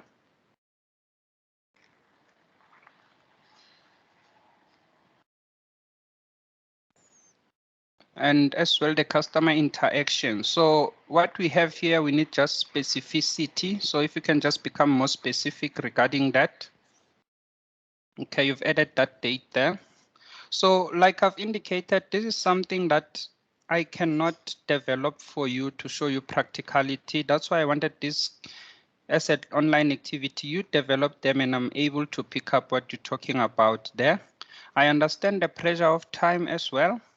I think this was a challenging exercise. Most of you will agree because based on my observation, it took us about 10 minutes just to develop that one objective, and it still had a lot of improvement needed. Don't panic regarding that. What you need to understand is that we haven't done the marketing mix yet. If we've done the marketing remix, it's easier to go to the remix and say, what are they doing under price? How can I manipulate that variable, or how can I introduce a new variable for me to sell more? So once you have the marketing mix in place, like I've indicated, that's what we start with in the situation analysis. It makes it much easier to develop those objectives. So that's why it was quite challenging. So I also want to introduce to you the structure of answering questions in an assessment. If this is question 1, develop objectives, rather skip it for that second and start with situation analysis, because that will give you, for you to identify gaps of what they're currently doing. So you also don't repeat what they've already done, and you can have your voice by identifying a gap during that marketing remix. So our last segment of the class is looking in terms of chapter 2. And now going back to Brightspace. We need PowerPoint slides for chapter 2. If you haven't downloaded this material, I suggest you also do it with me, or you take your time and download the lecture slides for chapter 2. They were revised. I must note that one out. So if you have downloaded them previously, you might see that they are different now. And we're going to talk about those differences as well. So you need to re-download it and have the latest version of that. So if we go quickly there, to chapter 2 and open that slide. Should be this one. So what we see on chapter 2 is digital marketing remix or digital marketing mix there. In the textbook, we quickly need to run to page 50. I think by the time I lectured this chapter, most of you, if not all of you, did not have textbooks. So it's important that you have a textbook next to you and then you highlight as well in the textbook. Previously, we had this module as an open book, but since it's continuous, it became closed book. So the exams were open, so open book for students. So it did help a lot in terms of highlighting. Once you are there and you are with the book, it helps a lot. Starting with the assessment criteria. In this chapter, we discussed the marketing mix and we incorporate it in the remix, meaning that we look into those 4 Ps or 7 Ps or 8 Ps, and we see the online tools that are used. And we also have partnership and SCRP is analyzed, which is new, it's only on digital. So the last part, planning framework, situation analysis is analyzed, it's conducted. So that one is talking about this plan here. That at the end of this chapter, you should be able to complete this part to find out where the organization is at, what are they doing, what they are not doing, to help us develop objectives. So firstly, we've got some introduction to digital marketing remix or marketing mix. It's not so long ago when it started, 1949. It was in the conference when they thought about it. In 1960s, Jerome thought about how can we structure this, and then he developed those marketing mix elements, which they realized by 1981. Booms and Vita realized that these elements, we cannot use it for product, for service. They are mostly for products. Since service are intangible, he added these 3. And the first version or the first edition of the textbook we are using was published in 2001. And this is where they introduced the remix, the 8 Ps, where we talk about partnership there. So the history of marketing remix, it's less than 100 years old. If you look at it, that's not so long ago. And let's start with the first one, the product. In an assessment, you also want to include this. So this is something that you also need to study since it's a closed book. What is the objective when we remix the product? So our objective, we want to offer interaction with customers and engagement by proposing some online value. So online value proposition, we're talking about the 6 Cs there. So in the textbook, what you need to highlight regarding the Cs, you're quickly gonna go to, let's quickly see here. It says page 59, but that's just an introduction. The product starts on page 65, but what the 6 Cs for online propositions, they are on page 70. So in the textbook, if you go with me on page 70, the last paragraph and the last sentence, you highlight that one. Online value proposition, first one is content, customization, community, convenience, choice, and cost reduction. So you will see this slide's a bit different from the previous ones. So you make sure you have this one, which talks about all the 6 Cs. For us, how we can remix the product. We can offer users a content. Usually it's a content or platform that we are using here. For example, if we give them a platform, they can generate their own content. So we've got different types of content that they can use. So your analysis here should be content, and then you analyze what type of content they are using. So if it's user generated, I think Bit.by will take this one as well. It relates to customer content.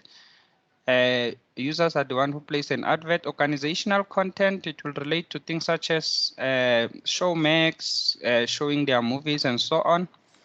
Interactive content is whereby the content is actually more interactive with consumers. So we want to talk more about the difference between interactive and engaging content. So interactive content is that content whereby it allows you to actually change it, for example, customize it. Interactive also come with customization.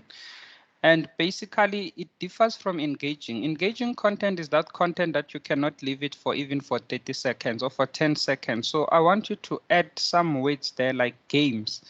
In terms of gaming, if it's an online game, that's something that you cannot even pause. You must think about that. So the content is so engaging, meaning that it takes the customer's mind totally away from the real world. And interactive content, the customer can actually multitask while he's busy with interactive content. For example, this could be Facebook. Facebook has interactivity there. Any post you can like, you can share those posts, you can comment. That is interactive content.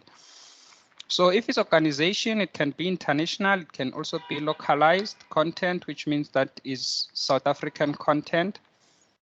In the screen here, you've got an illustration of Netflix, for example. You've got some local content. All these are South African movies. You can see Netflix is trying to localize the content and have their Netflix original instead of just offering international movies and so on. So you have to identify that in terms of the product, what type of content it is, and indicate that. Customization, we're talking about the value that we're proposing to consumers is personalized content. Personalization talks about a person.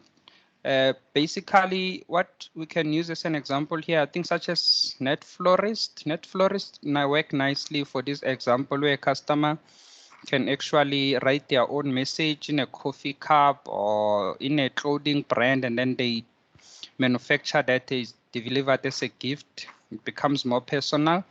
And you also have things such as buying a car, those configurations or the settings that allow you to say, I want to add the sunroof, I want to do this, you're customizing a final product. So just when it comes to customization, just know that it's no longer about just the content, it also goes to the product. So when you customize, you use the content, but it will reflect on the final product at some stage. Community and participation.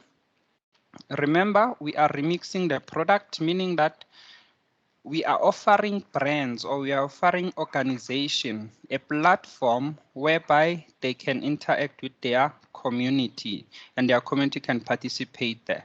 So we're talking about mostly social media here. So if the brand does not have a social media account, there is no community or participation, there is no social proof there of the community. So if I tell you about a new brand name and you search it, you find a Facebook page, you can see how many people like that brand and so on. How many liked, what are the reviews of those consumers? So basically Facebook, your Twitter, your Instagrams, even TikTok, what they are trying to do here, they are trying to offer a product which is community and participation for brands. And then we've got convenience. A cliche example is 24/7 that you should avoid. Every website should be 24/7 there. You should never use that. So we're talking about things such as that allows a customer to do it fast. Convenience, it talks about two things, simple and fast. Standard Bank slogan, it usually used to revolve around this, simpler, better, and faster. But they change it every time. I don't think it's also moving forward now. I think they have a new one. It can be. So convenience is about doing it faster or simpler. Things such as delivery, they work. The website design elements, if we're going to relate it to Netflix, we're talking about things such as there are no adverts. You can click skip video or skip intro for movie or for a series. So if the intro of that series plays for 60 seconds and it allows you to skip that, it allows you to pause, it allows you to continue where you left off. All those are convenience. And then we've got choice there, which talks about variety. So what we are proposing as a value is that the customer will not only see one store or one product, they will see it's different than going to main lane. You are limited there.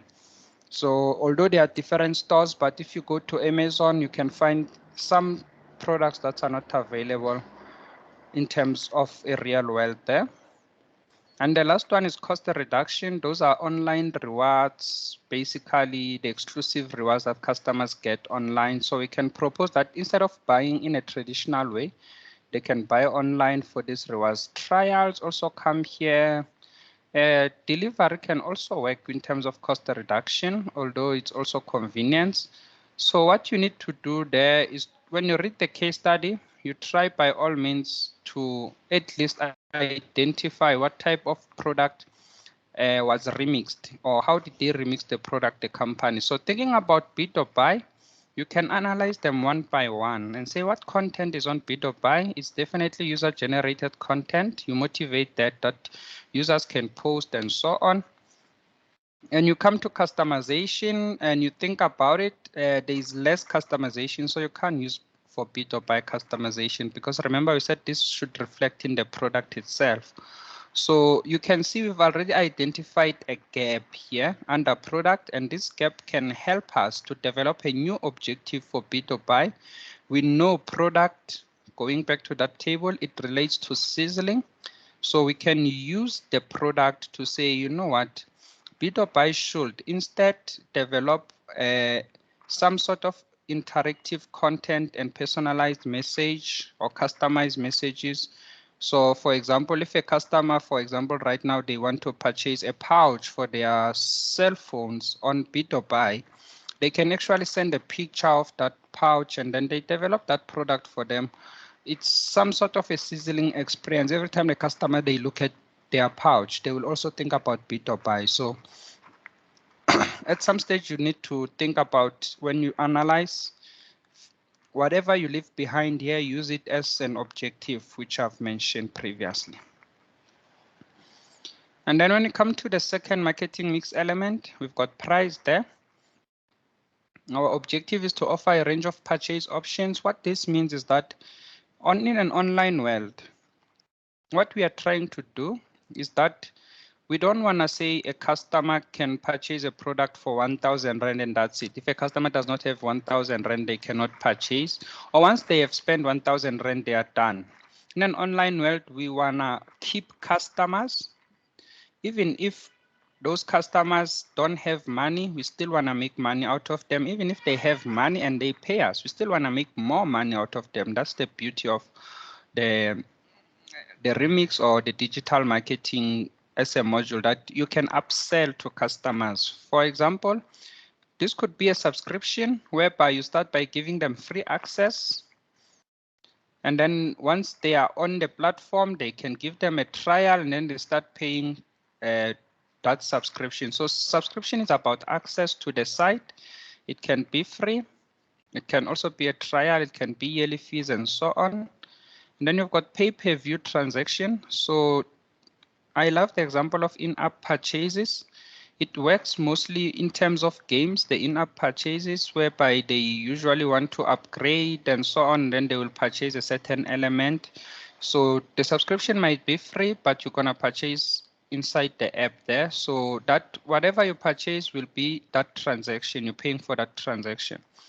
Pay-per-view also works here.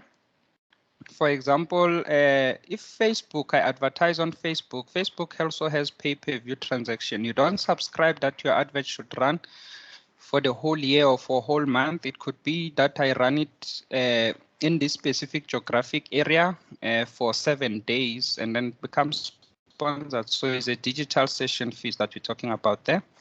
Bundling, which is a group content or group channels at a reduced fee. Jukes have a nice example regarding this, whereby they have a family plan and they share account. Netflix does not have this. So usually you'll see nice comment. Netflix is good in terms of serving customers. They respond, it's like chicken licking in South Africa. On Nando's, they tend to trend for responding to consumers. So Netflix does not have something like this. There was another nice picture whereby a customer wrote how to watch Netflix for free, and Netflix responded there that the only way is to find someone who have Netflix, and they share their details with you. And you can see that they are aware of that they don't have bundling fees for that. So if it's a bundling fee, it could be something like those Jukes family plan and so on. YouTube also has something like that. Ad-supported content, we generate revenue from third parties. YouTube comes in as a nice example here where you skip advert. The games also comes in nicely here whereby you can upgrade or you can progress in your game by watching an advert or completing a survey to get coins and so on. So if this is YouTube, YouTube will get money from Coca-Cola advertising on YouTube. You just have to watch that advert. So the word ad, it comes from the word advert here, advert supported content. We can still charge that as a price. Price transparency, price check as a website comes nicely here. For example, if you're looking for a product, you can type it on price check and then it compares the prices. It shows you the different stores and the different prices that you can use there. The guarantees, the discounts, and so on. So thinking about bid or buy here. So if we open the case study quickly, we saw a lot about the pricing strategies that they use here. For sellers, it's not for buyers. Remember, we should be specific about the target market. So they talk here about the price that they can do those bold listing, premium listing, and stores. And when it comes to bold listing, I bought my advert. It should be a limited time only. So it's not subscription. Under subscription is free access because you can post for free, you can list items for free. But for me to enhancement fees, so I will use that practical example. And remember, these enhancements are for a limited duration. For example, it could be 30 days, 7 days is highlighted. So in other words, if you compare it with the slides, that is pay-per-view or pay-per-transaction. So you need to analyze that. So whenever you write practical example, you make sure you also indicate the online digital tools that are used there. They also talk about the last one in the case study. If you read here, they talk about the channels or the stores whereby brand should showcase their brand or products in their own bid buy stores or channels. So that is a grouped one. You can see that is one store. So they're using another pricing strategy for that target market. And that is definitely bundling. They don't have ad supported content. We identify this gap. We can use these gaps to actually think about, okay, price is also used to actually sell more. You know what, they don't have ad supported content. They can use that to say, you know what, if you want to sell on bid or buy, you can simply watch an advert and then we promote your advert. That could also be a sizzling experience. So doing the marketing mix helps us a lot to develop those objectives there. It's important to note the differences between the previous slides and this slide in terms of place. Our objective is to offer alternative locations for online access and transactions. So we're talking about two things here, access as well as payment, which is a transaction. So we develop a place for that. So digital places that we have can be classified into those three: supplier side, intermediary side, and customer side.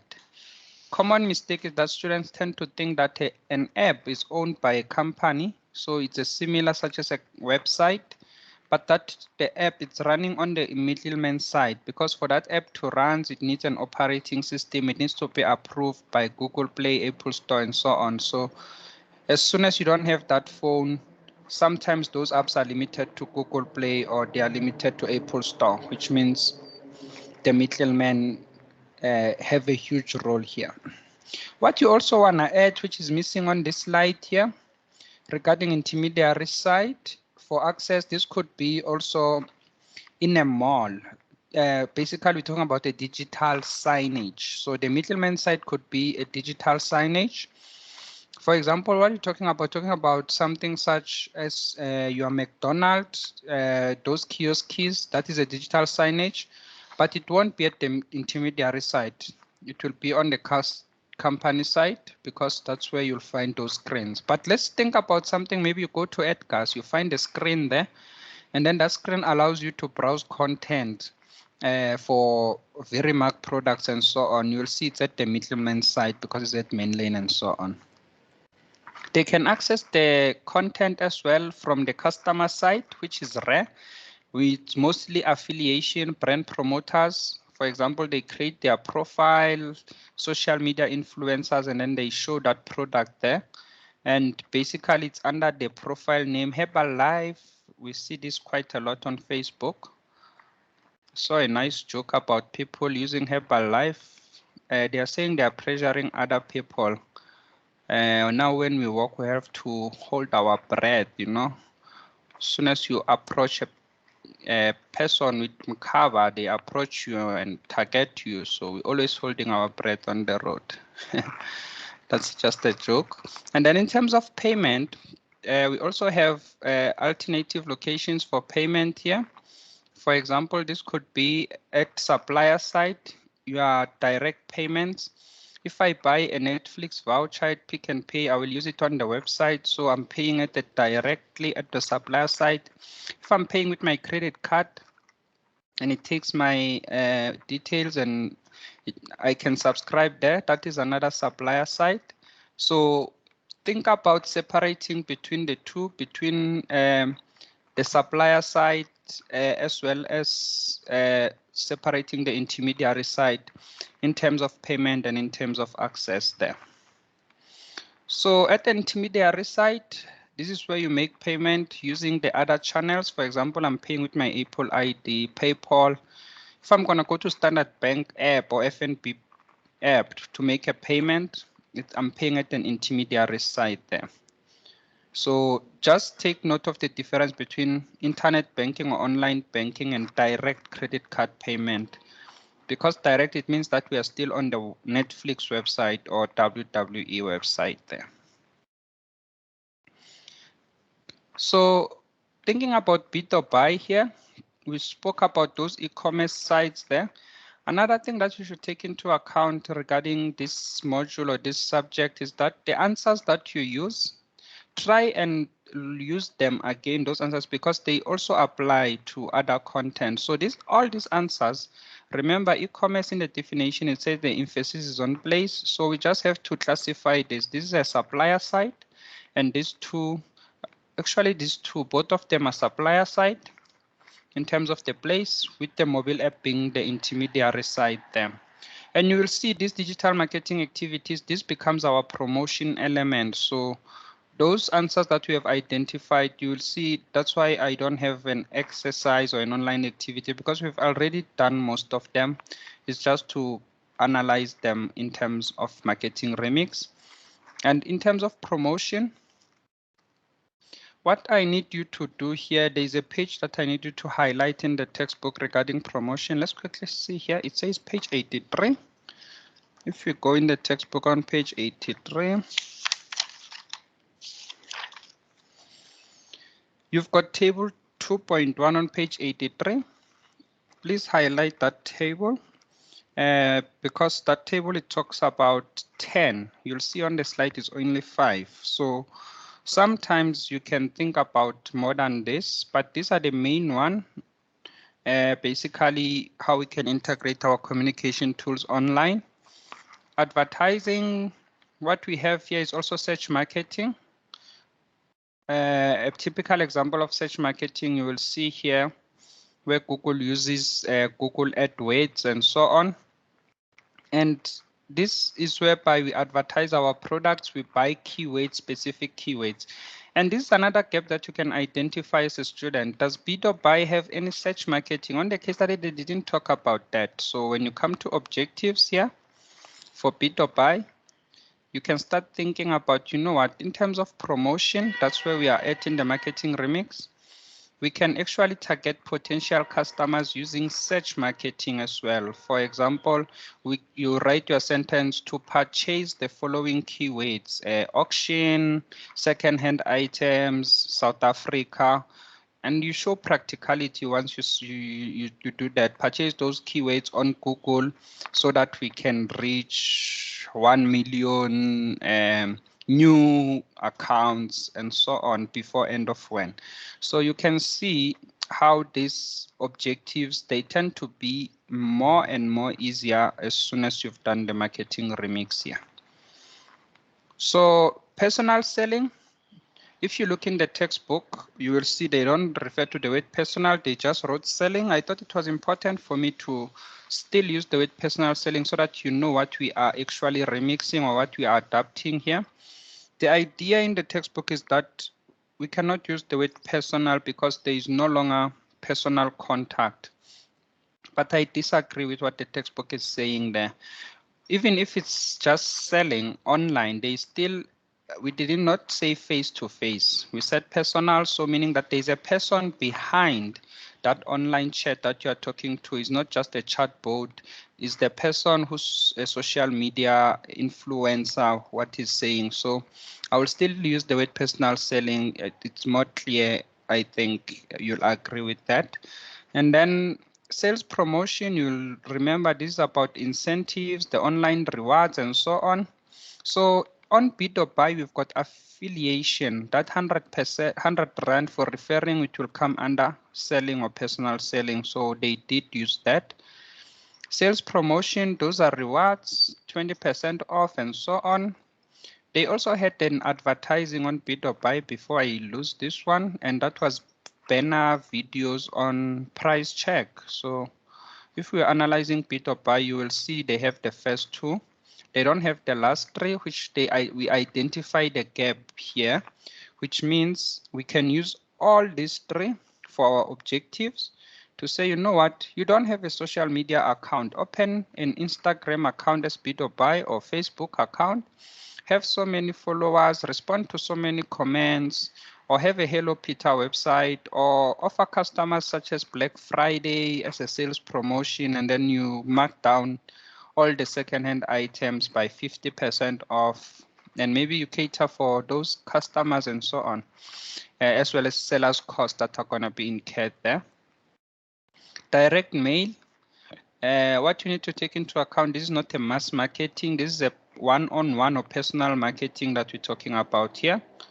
So our direct mail, even the old mail trade post office, it was still going to one specific household. So even here, the email that we are using, it should be people who have opted in to receive those emails. Then we can promote our products.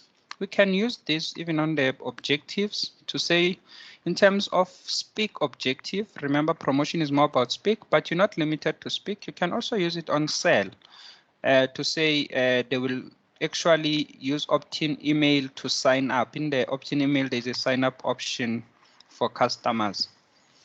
I've seen this as a growing thing, the web or the app inbox, that whenever you go to every website, they now decided to say, you know what, instead of relying on email, let's have an app inbox there. I think our Brightspace also has it, which is very nice. That you can just send me a message here and I'm able to respond to those messages. Although it says no messages found, I do have a lot of messages. It's just looking at the new ones here. And I do interact with students even on this site. So even sometimes when you respond to the emails, like I sent yesterday about the test, I think I did receive a response. Thank you, sir. And it came straight here. It also go to my email. So it's a direct communication. It's one-on-one. It's between me and you. Rato, you mentioned code list that I've mentioned in class regarding the opt-in here. If I can add a bit of an explanation regarding this. Yes, I can add this. This is something that you will see quite a lot on chapter 7. So basically, what we are talking about there, we're talking about the different types of opt-in emails that customers can use so that they we communicate directly with them. So I'm quickly gonna open this, but I don't want to rush you yet to that chapter, but it's nice to have an illustration so that you understand what we're talking about. So I'm going to go quickly to, oh, my tutor is no longer available. Okay, so it's not saved on this computer, but the slide, what it usually shows there is showing the different types of emails campaigns that we've got 5. Interesting enough, most people think about only one type of email that we can use, and they refer to it as an opt-in email. We're gonna see this on chapter 7. I'm gonna spend just few seconds here to show you what we're talking about. So under opt-in email, we've got these different types of emails list or sources that we can use. So for example, it differentiates them from the owned one, like your house list. These are people who comes to you and say, we're gonna sign up. That's your house list. The cold one, you'll see it's talking about rented, and this I think answers your question. You rent a list from Vodacom, from DSTV, but they will usually not sell their customer details. So they won't give you a list. What they do, they want you to give them a marketing campaign, and then they distribute that marketing campaign to their customers. So they refer to it as a cold because it's not effective. So it's not a hot list, it's a cold list. That's the way it comes in there. The opt-in email, we've got co-branded, like maybe DSTV and Showmax. They develop an email campaign together, sign up, receive this discount. And the last one is the newsletters on third parties. So I think that answers your question a bit, but you will have more clarity once we get to that part there. So that's where the code list comes in. And we also have the web response. I saw a nice objective where we develop objective where we set an online form. That's part of the web response that we can use. But we must be very, very careful about the web response, how we use it. Because if you're saying we are using a web response to promote, not to support.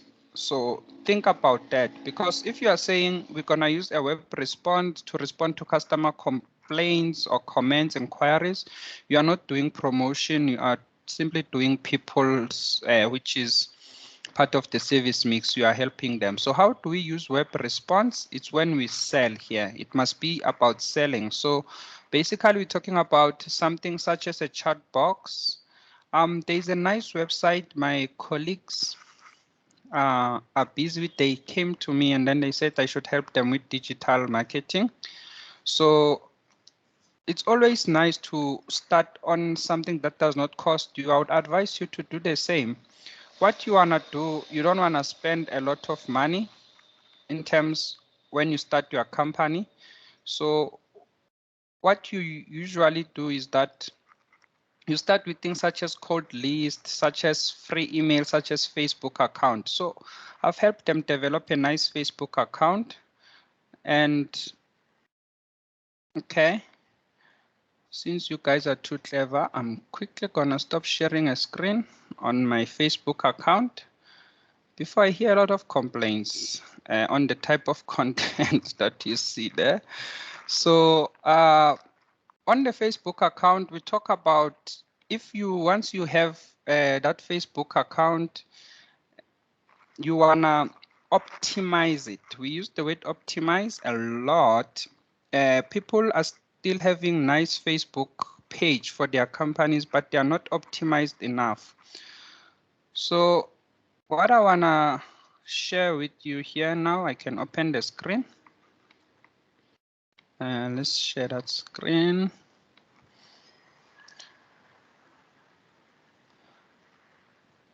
So at the moment, I think you are able to see my Facebook profile there, the account. But what you are looking at here, you are looking at this MD cleaning service. This is a company that our colleagues are busy with. And then you will see I've already added the chat box for them. As soon as you log in or you go to their page, it actually recognizes your name there. And then it asks you a question, that chat box. And then it also gives you some ideas that what you can use. You can see what we are doing in this web response that we are explaining. It's about selling instead of helping a customer, because I just logged into the page. I didn't indicate that I have a problem or anything. It's just about selling. So think about how you can use the web response tool for just strictly selling rather than more than responding to customer complaints and so on. And we come to the service mix. Once again, in terms of the service mix, we've got people. This is to enable customers to get information they need faster at the reduced cost. I want to indicate to you here so you don't forget as well. When it comes to the service mix, we adapt it differently. We do it all of them together: people, physical, evidence, and process. So if you're in class for chapter 2, you've seen this, but if you're not in class, you'll have to draw it like this in a assessment. So please follow with me here. You've got process, you've got physical evidence, and we've got people. You try to develop it as a service blueprint. While I was in class, I wanted to show you the service blueprint as well. So since we are not using the internet, so now we are using the internet. That's the beauty of it, so that you can see what the service blueprint, what is the meaning of that. So these are examples of a service blueprint that we use. I think the screen is too short, but it's too small, sorry. I think the screen maybe is too small on your side to see the service blueprint, but if you just Google service blueprint and you open a diagram such as this one, it shows things such as customer actions, things such as the back service and so on. So the service mix, we use something similar to this, but simpler. You can use a table, and there you'll have process. And then this will be step 1, maybe for customer, what they do in that process. So let's use bid or buy in this case. So in terms of the process, first of all, maybe the customer sign up by going to the website. So they visit the website or they download the app, because you can also sign up on your phone, download app and sign up. Let's say that becomes our step 1. Once they have signed up for that, maybe the process will be different. So in this case, let's use this process for seller. And then we'll have another process for buyer, because these are two different target markets that bid or buy has.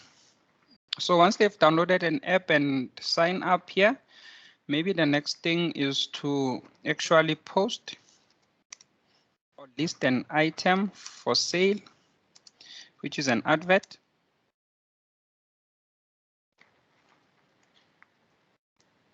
Step 3, maybe they enhance it, because the case study talk about the enhancement fees. They enhance the advert for increased visibility.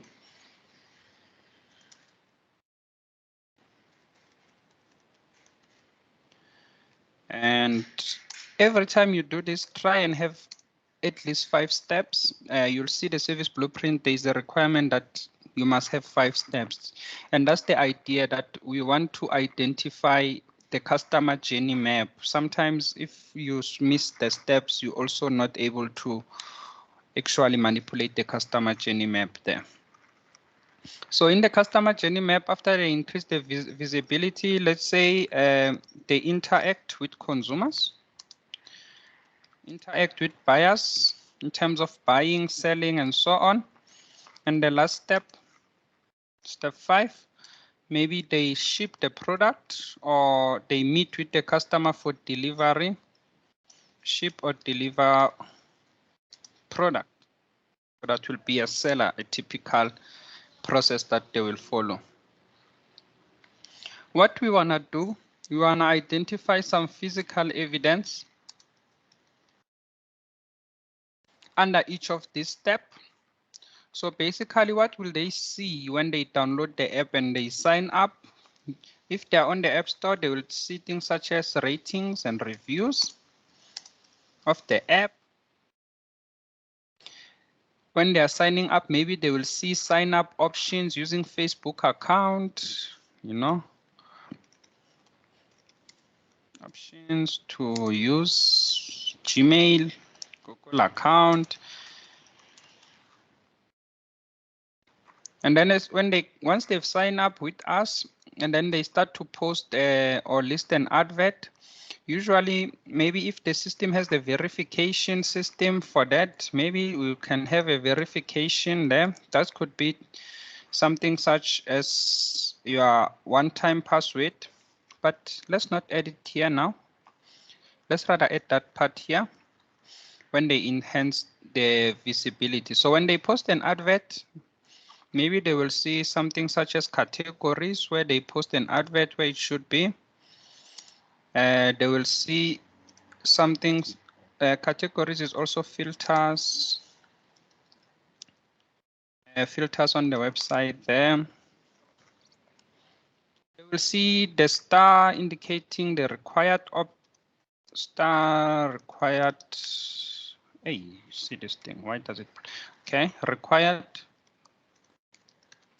content. For example, maybe if it forces them to upload an image, so they cannot sell without putting an image or a picture. So that could be a picture of whatever they are selling, that they should post it there. Okay, when they come to enhance the visibility, they will see prices, the options for those increased visibility, the duration. They will see payment methods. And I think that's where we get duration. This is where we get our verification, such as one-time password on their phone, the alert, and so on. When they interact with customers, they will see conversation, which are messages. With customers, they can see a profile of a customer, maybe. Of a customer to say how many items they bought on Bid or Buy before and so on. And when they deliver the products, remember this physical evidence must be online. So we cannot talk about offline. So when they meet with the customer here, it's possible that you don't have any physical evidence that is online. But if we identify something such as this one, we've already identified a gap here that we can use to improve our brand experience. For example, here the gap we identified is something that such as the GPS coordinates of the customers, estimated time of arrival of the product. They can add all those things there. And sometimes maybe the payment options, for example, pay using your phone. Remember, if I have an Apple Pay and you also have an Apple Pay account, we can just meet and then we pay using those phones there instead of using physical cash. And you can see how online world start to play a role there. So we need to think practically of some physical evidence under each. And when we think about that, we also have to identify the gap for our objectives. You ask about access to the recorded session. Okay, not yet, it's still recording. So I will upload that and share it with you once it's done. So furthermore, going back to our blueprint, we also want to add here the people. The idea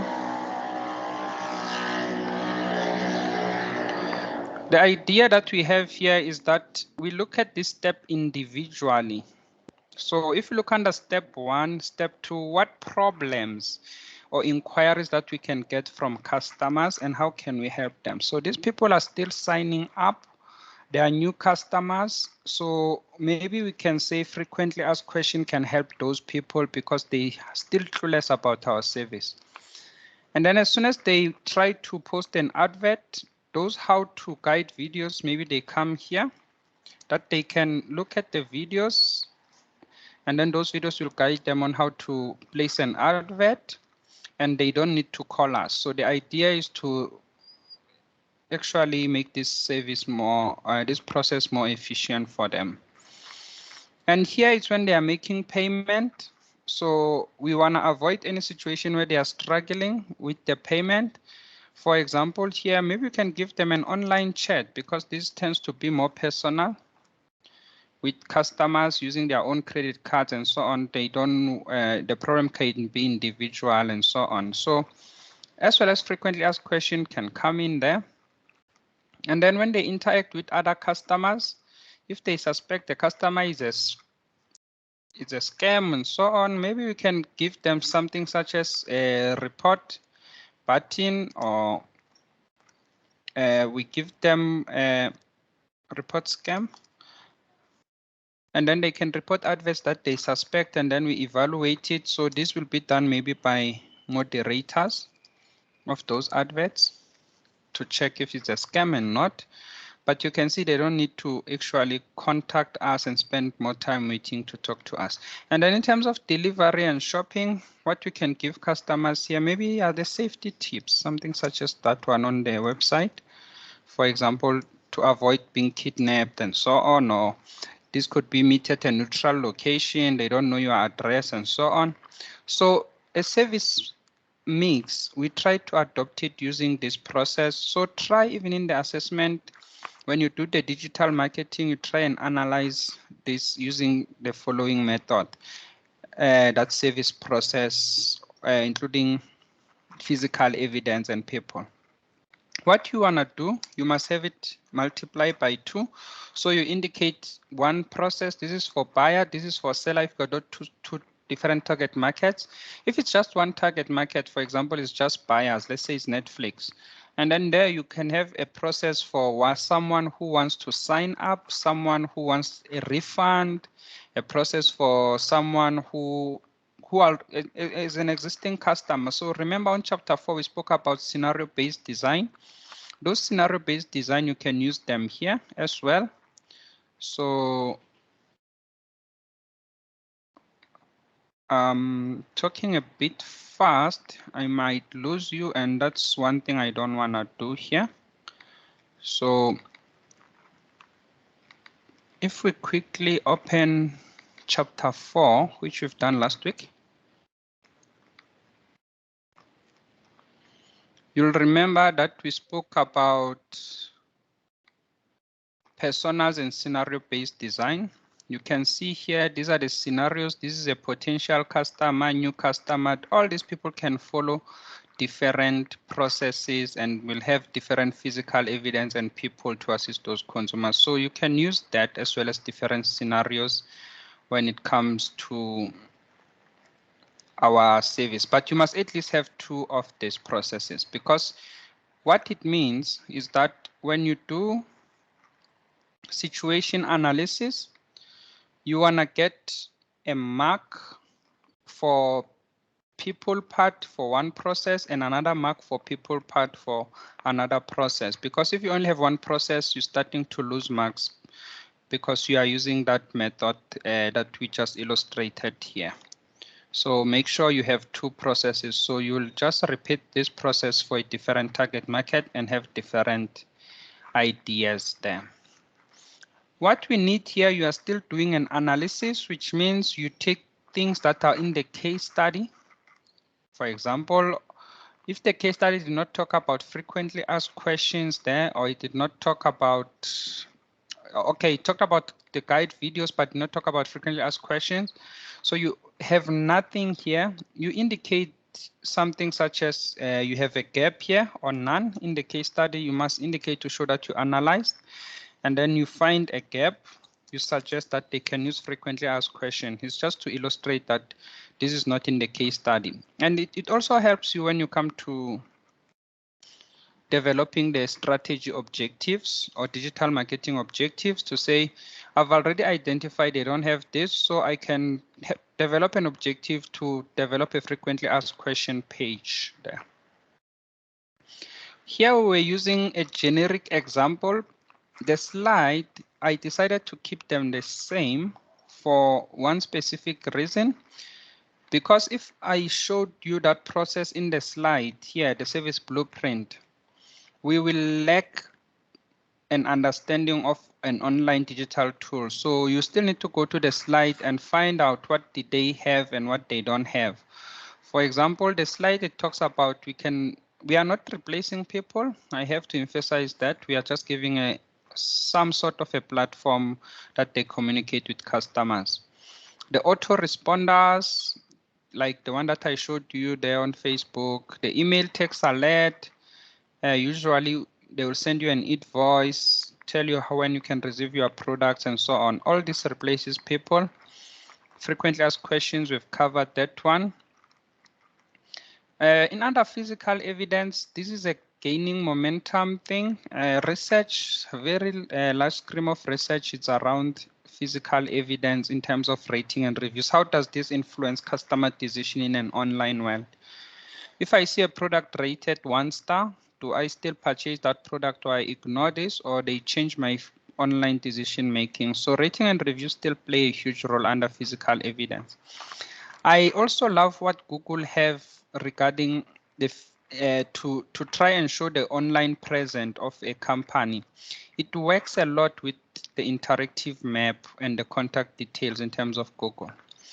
So if quickly maybe on Google you search any company. So in this case, let's say Telkom. As an example, Telkom store. Google has made it so tangible that you can actually see all that information regarding contact details in their search engine. For example, I can see on the map how far is next one, how far is how another one from me. I can also just click here, it takes me to the website, the directions. There are 2 elements that they've changed here, or maybe it's because the contact, that's the first one, it usually used to have here, and then you'll also have reviews for that store.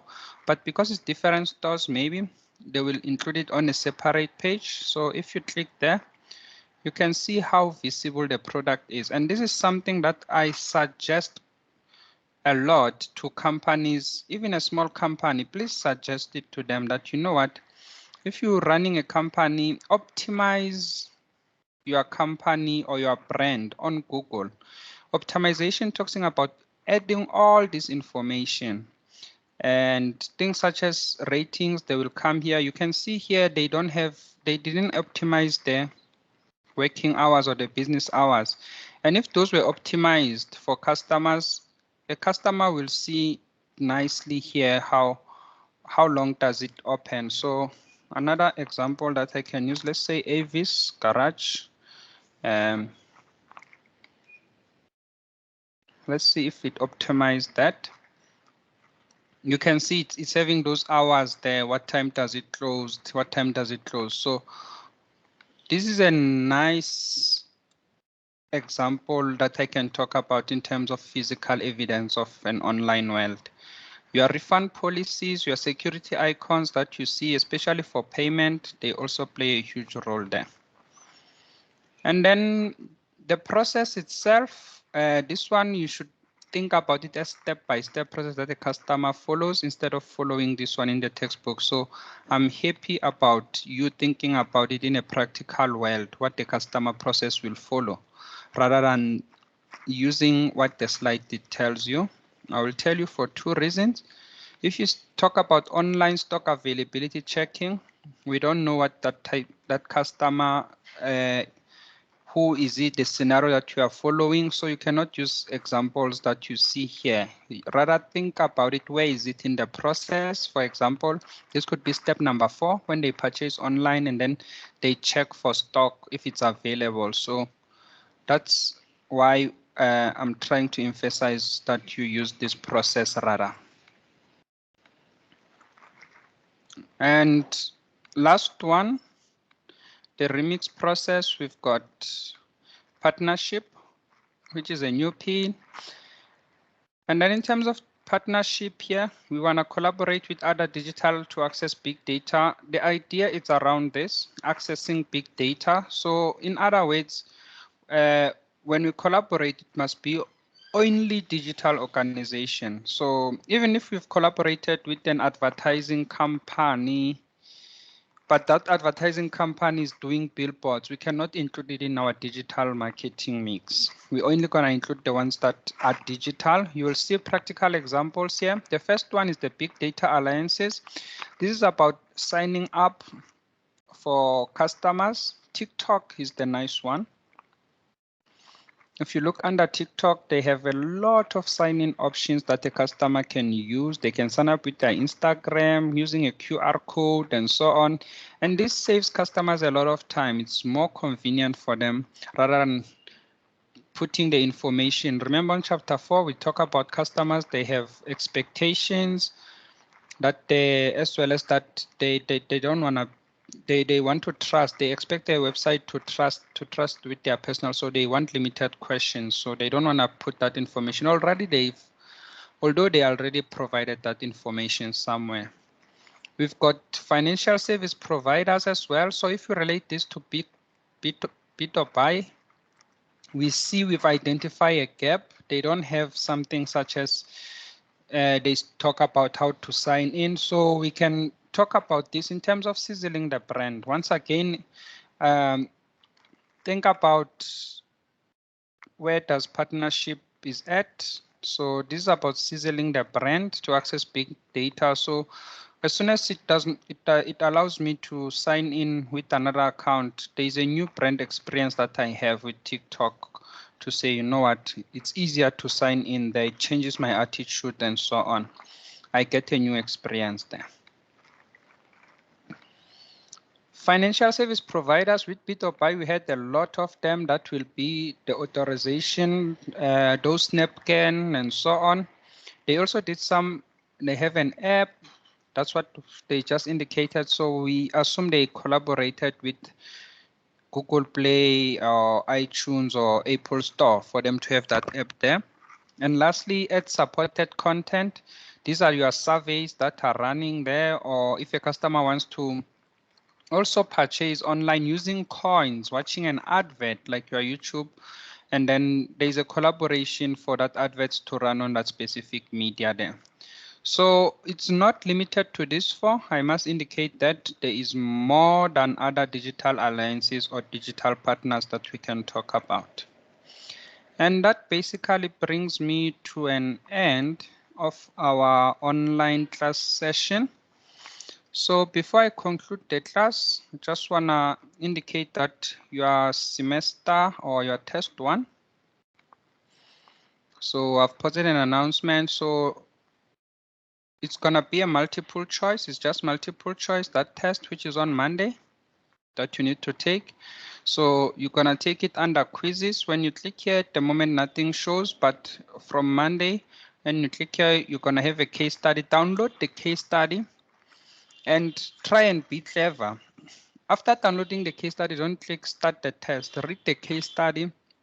Try and answer some questions on your own without knowing the questions, because once you start with the class, with that online test, you only have 2 hours to complete all the 25 questions. And it's practical. It's not theory, it's practical. So every question that relates to the case study, and you will see most of the time you'll think that since the multiple choice is going to be quite easy or quite fast, but that's not the case.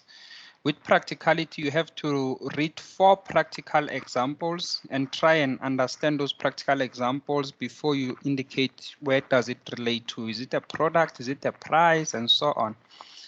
And you've got some higher level of multiple choice whereby we ask things such as it's A and B or C only, C and D. So try and download the case study first. It's a new case study. It's developed this year, so it's not the case study that you've read before. Okay, unfortunately, I can't share the name of the case study with you. So ladies and gentlemen, if you were happy, just one last thing before we conclude the class. Please come to the chat box before you leave. Just type anything there, type a smiley face, come with a reaction icon. If you are sad, you can put a sad face if you are angry and so on. so that I can get some feedback as well on how the class session was. So I will post that recording. I see some of you are already putting those notifications. So before you leave, just show some participation. It gets lonely here. I don't have observation. I can't see whether you are happy or not. There is a hand from Togozani. Togozani, you can unmute your mic and let me hear your question. Thank you, sir. I wanted to ask, the case studies that we've been doing, are they enough for the test that we're going to write online and the teaching test? They are more than enough, especially class activity 3. So class activity 1, it was about timer bank, if you remember. Yes, sir. And then the second one, it was about Gumtree. Those two, class activity 1 and 2, they are too limited because they ask questions about specific chapter. Like timer bank was just about chapter 1. When you do it timer bank in terms of the 8 Ps, you will see that some answers are missing. But as soon as you go to that learning activity number 3, that was an exam in 2019, that bit of by. So it covers actually all the chapters. So I would suggest, if you want to do 2 out of 3, make sure bit of by is also included there. All right, So thank you, sir. they are more than enough to answer your question. You should be fine when you get to the case study, to the assessment. Thank you, sir. It's my pleasure. Ladies and gentlemen, please enjoy the weekend. I'm going to conclude the class. Just going to stop recording because if I don't do that, we don't have a recording anymore.